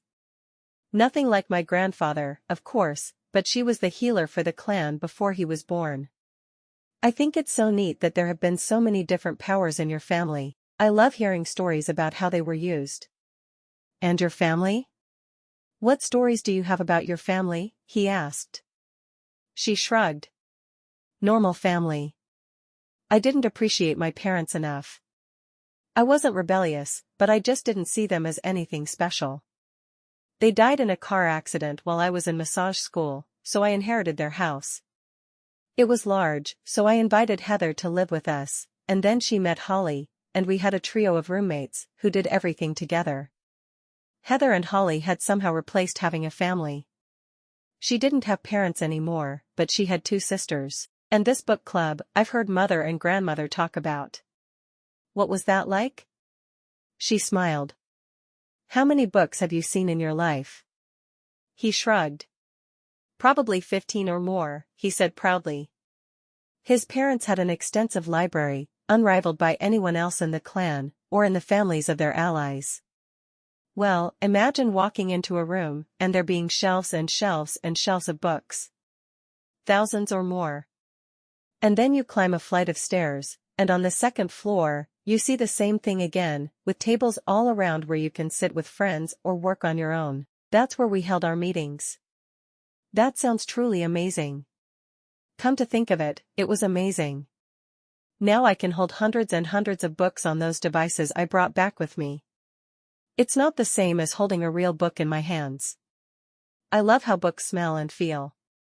I will hug a special book to my chest when it's over. And the pounding sweets game? Yes, Candy Crush as well. I don't know why my grandmother is obsessed with that game. I have never played, so I don't know. Chapter 8. The next week went better for Alyssa. She did her cooking lessons in the mornings, spent her afternoons with Beth, Heather, and Holly, and occasionally even Jillian would join. Alyssa particularly enjoyed talking to Jillian. And her evenings were spent with a sword in hand, learning how to defend herself.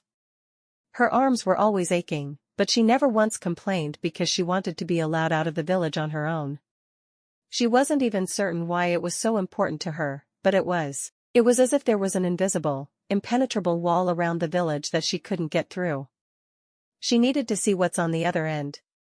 The sword that had been used for play was just about the right size for her, and she did as she was told throughout the training. She felt like she was ready to wander on her own, but Kendrick still refused. She often spent time in the mornings beside the keep where no one would get hurt, and she fought with pretend enemies, sometimes using her own shadow to slice at. Then she would go in the keep, have a lovely lunch with Holly and Heather, and Beth and Jillian when they came, but they weren't as consistent.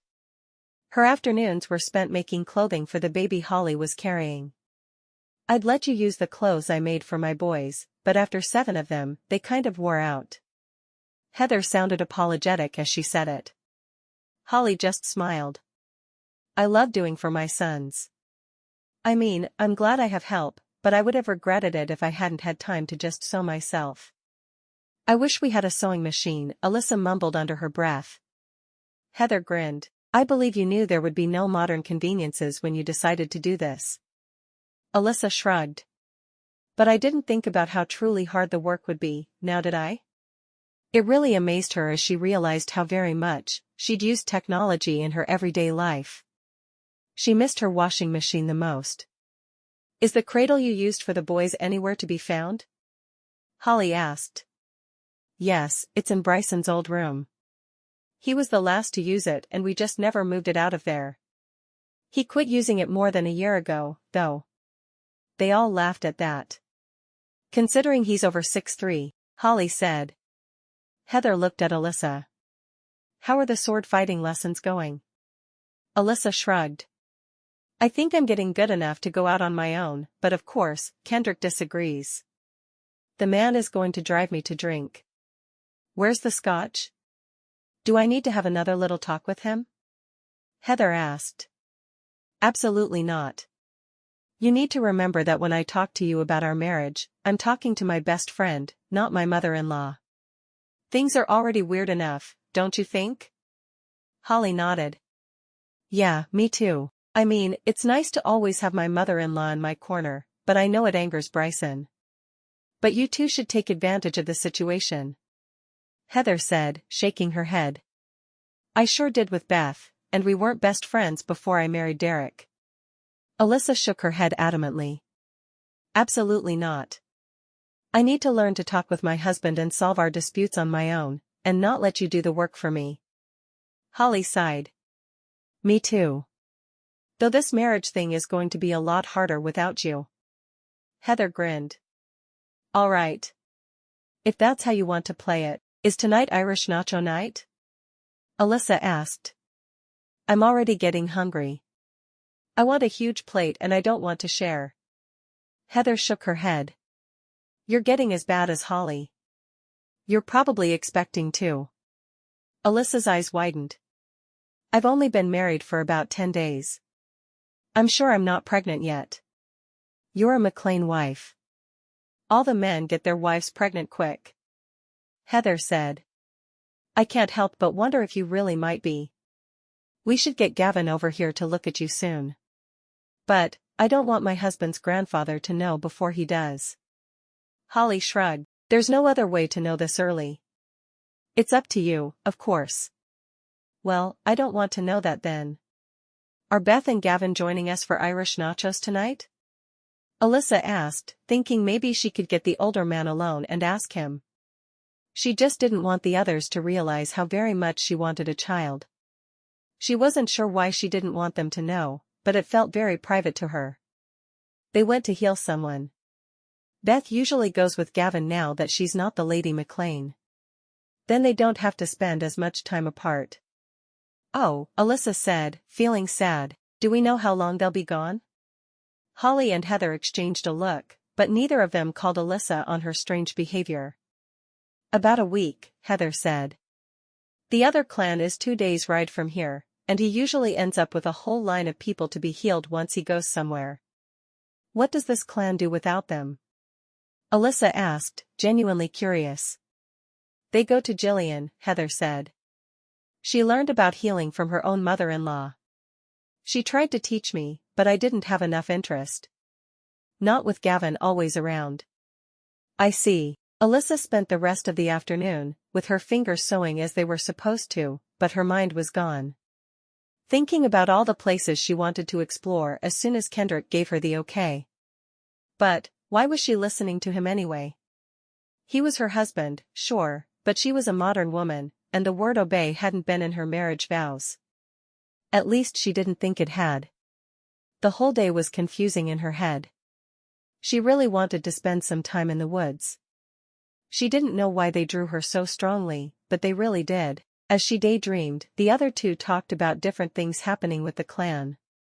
Bonnie says that Anella is doing much better than she was. She hasn't kept her up all night since the day Gavin healed her, Heather said. I always forget that she's your grandchild as well, Holly said, shaking her head. I'm so focused on the child I'm carrying that it feels like it should be the only child in our world. Still calling him Herbert to annoy Bryson? Heather asked. Well, yeah, Holly said. He's easily annoyed at times. Kendrick was always my troublesome child, Heather said. He was such an angry little thing. I felt like I was always having to stop him from trying to beat up one of the boys in the village. Alyssa had tuned back into the conversation. What would he fight about? Heather laughed. The most common fight he was in was over who had the prettiest mother. Isn't that the sweetest thing? Alyssa smiled and nodded. What she wanted more than anything else was a nap, though. How long until supper? Heather and Holly exchanged a look. About 2 hours, Holly said. I think. I still have some issues with telling time here.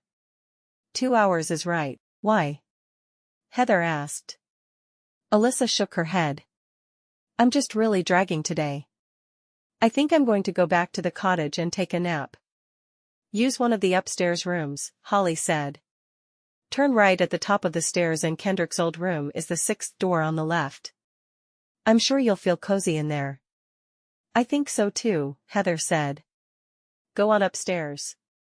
She looked at Holly. Are there sheets on the bed? Holly nodded. I keep Kendrick's made up because sometimes he's here late, and he'll crash upstairs, rather than going home to his lonely cottage. Or at least that's what he did before he married Alyssa, of course. Of course, Heather said. Do you want me to show you which room? Alyssa shook her head. I'm sure I'll be able to find it. 6th door on the left. Heather nodded. Go sleep. We'll wake you for supper. Holly watched her go with a frown on her face. Alyssa never naps. No, she doesn't. I hope Beth and Gavin get home soon. I think there may be something wrong. Probably just pregnant, but it could be anything. I don't want to lose my friend. I think Kendrick would be 100% behind you on that, Holly said. Alyssa ignored them both as she climbed the stairs and went to the room they'd indicated. She was going to sleep the rest of the day away. She woke to Kendrick beside the small bed in his childhood bedroom. Are you all right, lass? Alyssa nodded. I think so. I was just really tired. Come, it's time for supper. He helped her up, but he had a look on his face that made her realize he was worried. She wished she knew how to tell him not to worry when the truth was, she was worried herself. Irish nacho night, she asked. It had to be Irish nacho night. Aye, and mother tells me cook made up another big batch of cheese. Oh, good, Alyssa smiled slightly. Something was wrong, and she had no idea what it was. She felt unsettled. If she'd been home in New York, she'd have already explored the entire area by foot. It was how she de-stressed and thought things through. Walking around the village just wasn't the same. "Ye look a little sad tonight, lass. What is it that's bothering you?" Kendrick had a frown on his face as he watched her. "I'm just being silly," she said, not even certain how to put her feelings into words. "Talk to me. I canna help if I dinna know what's wrong. I just need to be able to explore outside the village, which sounds crazy. Back home, I went to all the parks near our house and walked all through our hometown. Here, I feel like I'm not allowed to do anything and it's making me feel oppressed? I'm not even sure if that's the right word." Kendrick sighed. "I'll take you for a long walk on Sunday." She nodded. She didn't like to walk with people. She preferred to walk alone, but she would agree with him so he wouldn't worry about her. Supper was fun that night with just the three couples. They ate the Irish nachos and laughed a great deal. Alyssa felt like she was watching it from outside the circle though. She wasn't really one of the others. After supper, Alyssa and Kendrick left immediately, and he detoured around the lake on the way to their cottage. "It's beautiful at this time of day," he said. She nodded, staring off into the distance.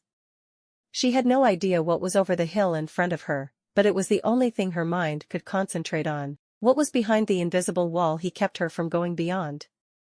"Ye dinna usually nap," he said. "Are ye feeling sick?"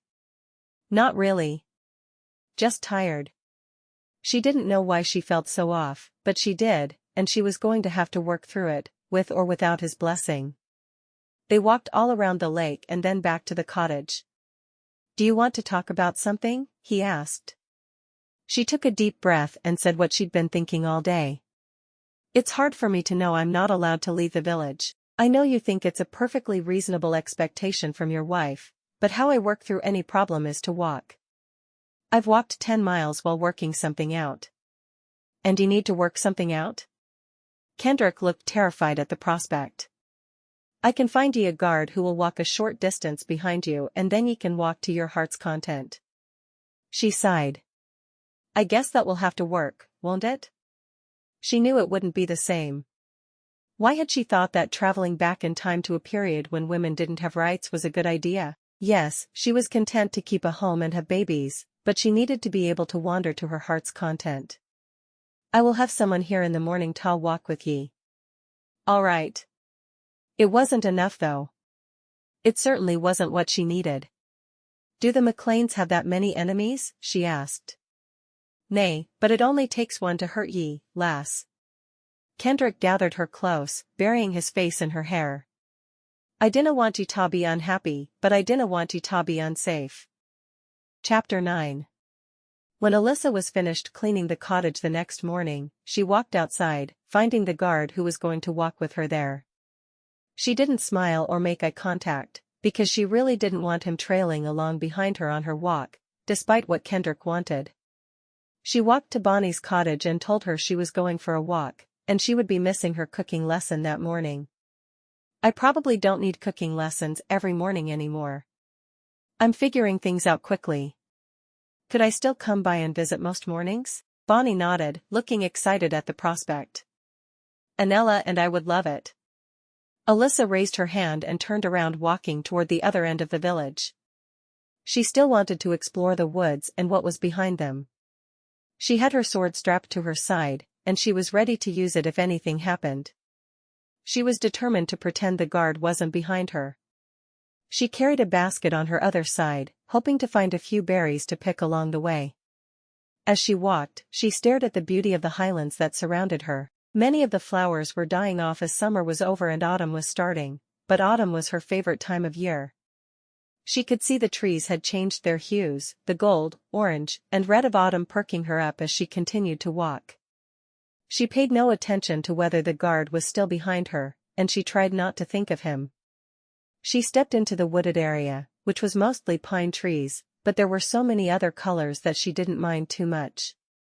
She found a tree stump and studied around it, smiling at how it had become entangled in another tree. This was nature at its finest, before plastic and paper polluted the entire world. Alyssa paused to fill her basket with all the blackberries she could find. They would be delicious in a crumble, and she was sure she could figure out how to make one with the ingredients at hand.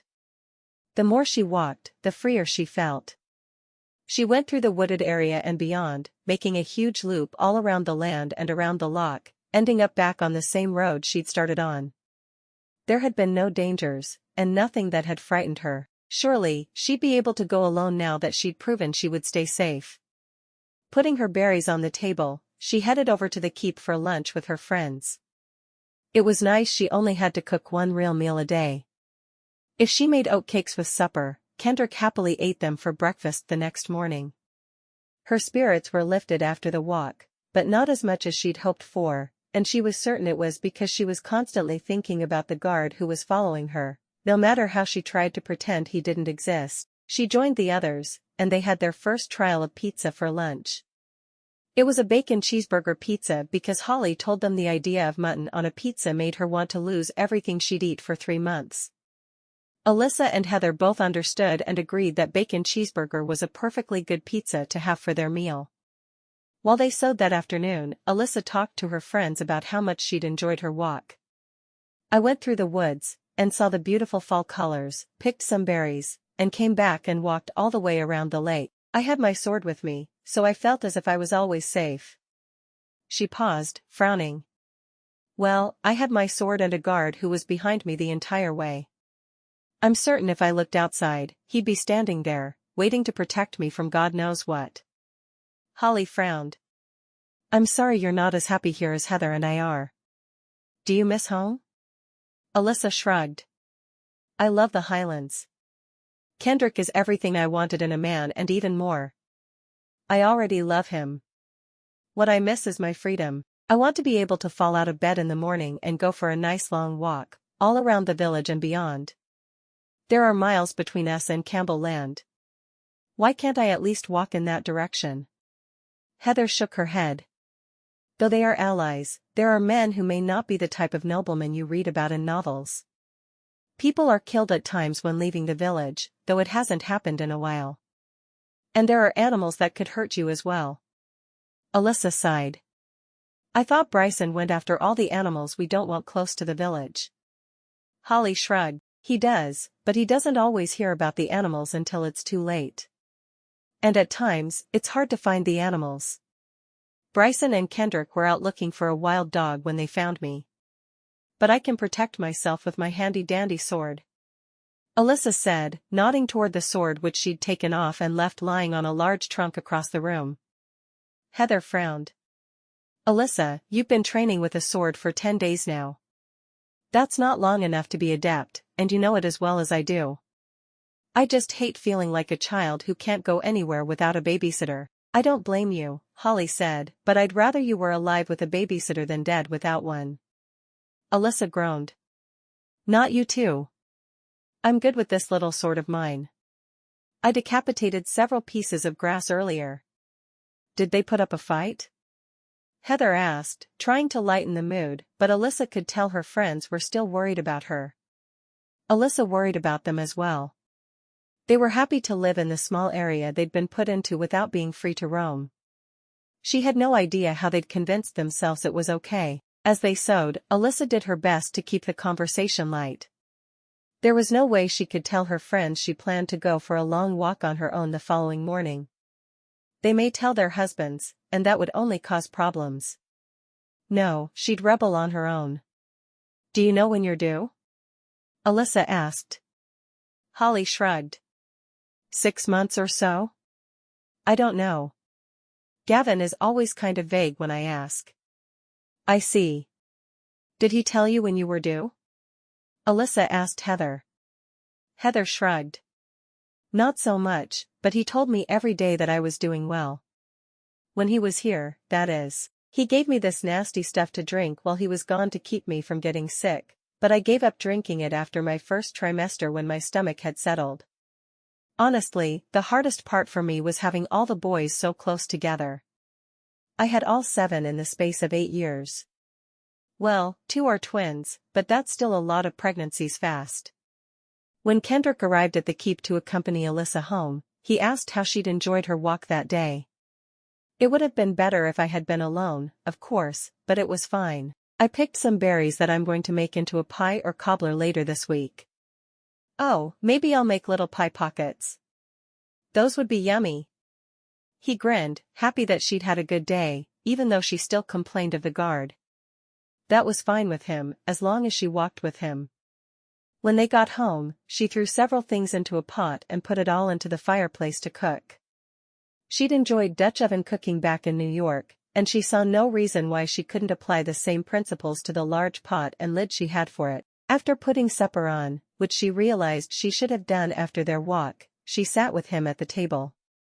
How much longer are the men going to be working on that wall? He chuckled. Until I feel they're strong enough to continue training. I can't believe how weak some of the men have gotten. We haven't been to war or a clan skirmish in quite some time, and they've all gotten soft. She smiled. Oh, we should have a few berries now, she said, jumping up and washing the berries in water she'd drawn from the well that morning. She put them into a bowl, added a little sugar, so they wouldn't be quite so sour, and mixed it all together, serving them in bowls with spoons. Now we have something to eat while we wait on our supper. This would be really good with an oat cake, he said after his first bite. Alyssa laughed and got him some oat cakes from across the way. She was determined to act as if she was fine, so she could go for a walk the next morning without him suspecting what she was planning. What are your plans for tomorrow? He asked, casually. I'm going to visit with Bonnie in the morning, and I'll probably spend the afternoon with Holly and Heather again. We're making progress on the baby clothes Holly needs. Your mother said that all the clothes she had for you and your brothers have worn out. He nodded. There were 7 of us. Not many garments would be able to withstand 7 people wearing them. This is true. She yawned.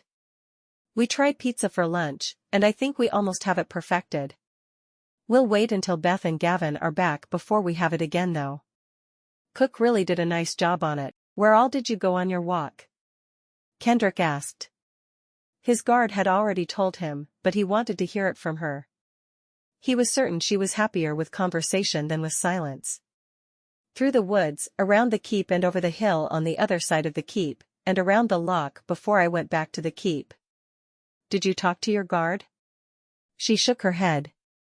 No, I was trying to pretend he wasn't there. I hate having someone walk with me that way. He frowned.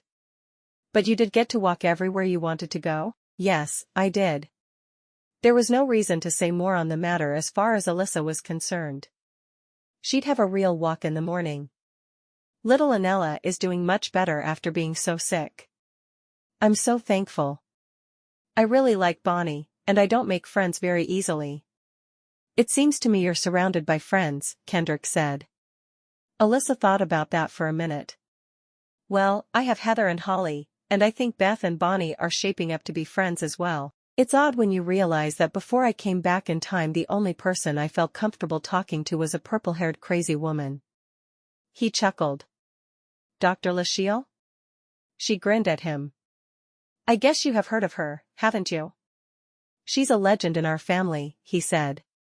She arranged for my grandparents, parents, and my brother to meet. And you, she said. He chuckled. I hadn't thought of her as the one who made us meet. I like knowing she is the one though. He looked at her for a moment. What made you decide to follow your friends back in time? Alyssa sighed. It took me forever. I think I went to book club 4 times dressed and ready to go and chickened out every time. I finally called her and asked her to come over and send me back. I knew if I did it quickly, it would be harder for me to back out. You were afraid? She laughed. Wouldn't you be? How would you feel if you knew you were about to travel back in time to marry an unknown person? Wouldn't that frighten you? I don't know. I know I'll never do that because I'm married, so I haven't given it much thought. By the time supper was ready it was late. I'm sorry I'm serving supper this late, I don't know what I was thinking. I'm happy to have sustenance, and a beautiful wife serving me supper, whether it's early or late. After putting his plate on the table, she leaned down and kissed his cheek. You may just be my favorite husband. He laughed. I'd better be the only one. Early the next morning, Alyssa did what she'd told Kendrick she would do. After cleaning the cottage, she walked to Bonnie's house and visited for a bit, and then she began her walk. This time she started in the woods again, but she went out and around the village on the other side, enjoying herself immensely. As she walked, she thought about how happy she was with Kendrick. Maybe they had different ideas about whether she should go out alone or not, but she loved him. He was a good man. Heather and Holly had been right when they urged her to marry him. She got back to the village just in time to join Heather and Holly for lunch, though this time her mood was very different than the day before. It had been all she could do not to sing the song, Sound of Music, in her very off-key voice as she walked. She had spun like Maria Von Trapp a couple of times, though, as she hummed the song to herself. As they ate their baked potatoes with all the good fixings, Heather told a story about her twin sons. They couldn't have been more than 5 or 6, and they kept trying to go into the loch all summer, even though neither of them had any idea how to swim.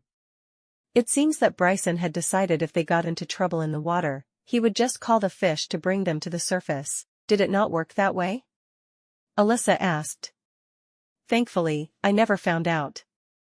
When I pulled them out of the water for the 5th time that summer, I set them down and asked them why they kept getting into danger. Kendrick told me it was always Bryson's idea, which didn't sound quite right, but I asked Bryson next. Bryson told me that his friends the fish were watching him and ready to float him to the surface of the water. Don't worry, Mama. The fish friends will keep us safe. I wanted to spank them both and make them sit in an inescapable room for hours. Instead, I held them close and begged them to never do that to me again. Chapter 10. Every morning after that, Alyssa walked wherever she wanted to walk after visiting Bonnie and before having lunch with her friends. She knew she shouldn't be defying her husband, but she just didn't care anymore. She needed walks alone for her mental health, and she was going to get them. It was over a month later, and the trees were still beautiful when Alyssa saw a stag in the clearing just on the other side of the woods from the village. She knew stags were dangerous during mating season, which it was, so she quietly walked back toward the woods, turning to keep her eyes on the animal frequently. Just as she was almost past the woods, she looked over her shoulder to see the stag run at her. She took her sword from her scabbard, and held it up, knowing she couldn't outrun the creature. She wanted to cover her head and hide, but she knew she had to stand tall and kill him if she could, though she hated the idea of killing the magnificent creature coming toward her. The animal was just a few feet away from her, when a man wearing the McClain plaid pushed her out of the way, and killed the stag with his own sword. He turned to look at her, as she lay on the ground, trying to decide if she'd really hurt her ankle, or if it had just gotten a little twisted when she fell. When she saw it was the man who Kendrick had asked to guard her, she was immediately furious. Why are you following me? I am Murray. 'Tis me job to be certain ye are safe, lass. Did Kendrick tell you to follow me every day? Aye. He reached a hand down to help her to her feet, and she wanted to swat it away, but she wasn't certain she could stand on her own. Her left ankle buckled when she tried to put weight on it, and Murray caught her before she fell. He swept her up in his arms and carried her back to the village. She refused to speak to him as he carried her back, into the keep, and deposited her in the parlor with Holly, who looked at her curiously. Are you hurt? Alyssa frowned, nodding at her foot. Someone pushed me down. Murray looked like he wanted to throttle her, but instead of doing so, he said, I'll get the old laird. As soon as he was gone, Holly shook her head. What did you do? Alyssa took a deep breath and confessed to all the walks she'd been taking for well over a month. I haven't had any trouble at all, she said. But then this morning, right after I got out of the woods, there was a stag in the middle of the field. I turned and went back for cover into the woods, and when I realized the stag was after me, I pulled my sword out and stood my ground. Holly looked horrified, but she nodded. And then? Then that Murray freak comes out of nowhere, and knocks me down, killing the stag with his sword. I was going to do that. And when I fell, thanks to him, I hurt my ankle, and I can't put any weight on it. Where did he come from? Holly asked, afraid she already knew the answer. He's been guarding me on every walk I've taken, and I'm not super happy about it. Doesn't Kendrick trust me? I'm not getting in the middle of this one. Holly shook her head. Sounds like you both messed up to me. Alyssa looked away from her friend as she sat on the silly bench beside her, wishing she could get up and walk back to her cottage. Or hide somewhere. It really didn't matter at the moment. Gavin and Beth came into the keep a few minutes later, heading straight for Alyssa. When he frowned at her, Alyssa sighed. I need time to think. Gavin said as he sat on a footstool by her. He picked up her foot and placed it on one knee, where his hands hovered just above it. 'Tis broken. You could have hurt the bairn, no more walks without a guard. With his words, he quickly healed her ankle, and she immediately felt relieved of the pain. After the pain was gone, she thought about what he'd said. Bairn? I'm ready to push the man in the stupid lake, and you tell me I'm pregnant? Alyssa got to her feet and started pacing back and forth in the parlor. I'm not sure I ever want to see him again. But she wanted the baby with everything inside her, and she could have risked it. She sighed, sitting back down, and forcing her mind to get practical. When Kendrick walked into the keep mere moments later, she glared at him. I don't want your guards, and I'm raising this baby to be strong and independent. Kendrick walked straight to her. Is she healed? Aye. She is healed. Gavin looked at his grandson and seemed to be fighting a grin. Kendrick grabbed Alyssa's hand and pulled her to her feet without another word. He dragged her across the village and all the way back to the cottage they shared, ignoring the strange looks coming from all around them. Ye could have died. And me bairn would have died with you, that's all you care about. I'm your breeder going to make more little McClains. Why did you have Murray following me everywhere? I told you I don't need a guard. Ye do. You would have been trampled by that stag if not for Murray. How do you know? You weren't there. I had my sword out, and I was ready. I say you weren't ready. Kendrick looked down at her from his greater height, and she could see he was furious with her as well. The bairn is all right, he asked. Yes, the bairn is fine. Alyssa tried to breathe for a moment, so frustrated by the events of the day. I don't want to have someone follow me everywhere. It's ridiculous. The men have better things to do than walk around behind me. I don't want you hurt. I want you safe. Can't you see where I'm coming from? He asked, his voice much calmer. I do understand. But I feel caged. Would you put the baby and I in a box and keep us locked away? Of course not. Well, to me, that's how it feels. He scrubbed his hand through his hair and sat down at the table, taking her hand and pulling her into his lap. I don't know what to do anymore. I can't let you go because I love you too much. I can't keep you from walking, because you get sad. You are angry that I had a guard follow behind you, but I don't know of anything else that can be done to keep you safe if you insist on walking by yourself every morning. I love you too, but I don't know what to do either. She stared into his eyes, his beautiful eyes, and sank against him. I need to have some freedom. I can see you do. He sat quietly thinking about what to do about their dilemma. He wasn't about to let her, or the baby, go anywhere. No, they were his family, and he already loved them both too much. Alyssa took a minute to calm down, just resting against this hard-headed man she loved more than she could express. I don't know how to solve this. Maybe if you stationed men at different places around the village, and I could promise not to get so far away I can't see them? So you wouldn't have a guard, but you would still be easily saved. He thought about it for a moment before nodding slowly. I think we can make that compromise. Can you keep from trying to run away from my guards, though? Alyssa nodded. I don't want you to worry more, but I can't stand being told I can't go somewhere. She'd had the freedom she wanted most of her life. Heartsgate was a small community, and it had never been dangerous for her to walk to school or stop at the library on her way home. Then we are in agreement. He wrapped his arms around her tightly and just held her close. Please don't put yourself in danger again. My heart just can't stand it. I won't.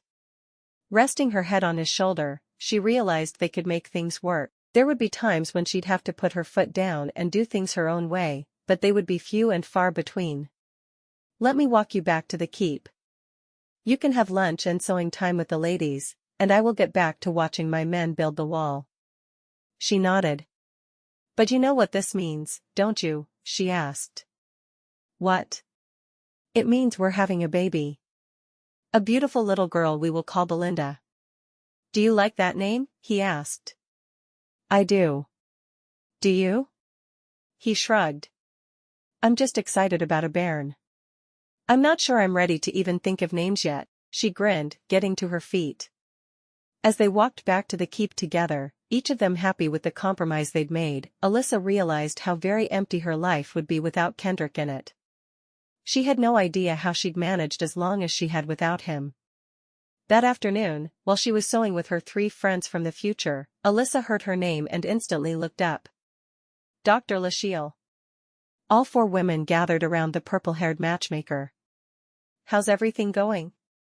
Wonderful, Holly said. I'm expecting my first son. Dr. Lachele smiled. I'll come back and check in on you in another year or so. I'm here to check on Alyssa. Something is happening with you, and you haven't been happy. Alyssa shook her head, smiling. We worked it all out a little while ago. I'm happy. Dr. Lachele squealed and wrapped her arms around Alyssa. That's wonderful. Dr. Lachele took a seat there in the parlor as if she came to visit every afternoon. Beth, are you still happy? Beth nodded. So happy.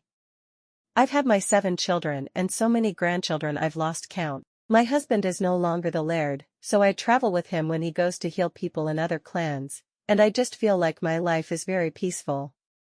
I'm looking forward to 2 of my friends here having even more great-grandbabies for me. Dr. Lachele smiled. I love my grandson. I wish I'd thought to bring a picture of him and all of my munchkins. Munchkins? Alyssa asked. I claim all the kids that come of my matches as my munchkins. I keep pictures of them on a wall in my office. Trust me, there's a whole lot of pictures there. I'm sure, Holly said, shaking her head. I wouldn't take pictures of all of the descendants of Beth and Gavin though. I think you would freak out the whole clan, if only with your crazy hair. Lachele patted her hair happily. Heather, how are you? Still happy? So happy, Heather said. My Derek doesn't have to lead the clan any longer, and I'm thrilled to have a cottage in the village where I don't have to worry about much except my grandbabies. Thank you for sending my friends back to me. It would have been easier if they hadn't ended up being my daughters-in-law, but I guess that just puts a fun twist on things, doesn't it? I think so, Lachele said. I'm happy too. Holly said. I'm not here to check on you yet, but I'm glad to hear you're happy. Keep that baby safe. He's going to be important one day. He'll be the first of my 7 important sons, Holly agreed. More important than you'll ever know, Lachele said, turning to focus on Alyssa. Are you sure you have it all figured out? Alyssa nodded. I'm sure. Kendrick and I are doing well, and we've made some compromises so we'll continue to do well. What do you want from me? Dr. Lachele asked Alyssa. I know you brought back plenty of devices and chargers for the whole lot of you, but there must be something you miss that you want to be part of your life here. Alyssa looked at her friends, who were all watching her expectantly. Can you send us pizzas once a month for lunch? We were all just talking about how much we love pizza, and it's hard to make them exactly like they were at home. Dr. Lachele smiled, nodding. We'll make it every Monday. What kinds now? She pulled out her phone and tapped in everyone's exact pizza order. Well, I'm off then, ladies. I've loved working with all 4 of you. She looked at Holly and tapped her on the nose as she stood to go. I'll see you in a while. Holly just smiled. I'll look forward to it. Anything else I can do for any of you? Dr. Lachele asked. Beth nodded. Yes. We need more healers before the Black Plague. Gavin is going to be too overworked without more. I can't promise, but I'll see what I can do. With those last words, Lachele disappeared. What's today? Alyssa asked. Saturday. Why? Heather asked. Sunday was the only true day off for the men, though the women were still expected to clean and do their work. Because we're having pizza Monday. I hope Dr. Lachele sends us each a large one. Me too. Holly said. I wouldn't say no to 3 pizzas at the moment. They all laughed, excited to have seen Dr. Lachele again. Heather frowned at Alyssa, her voice turning serious. Did you and Kendrick really work things out so you're both satisfied? She asked. We did. It's all going to be fine. And I guess you were told Kendrick and I are having a baby as well?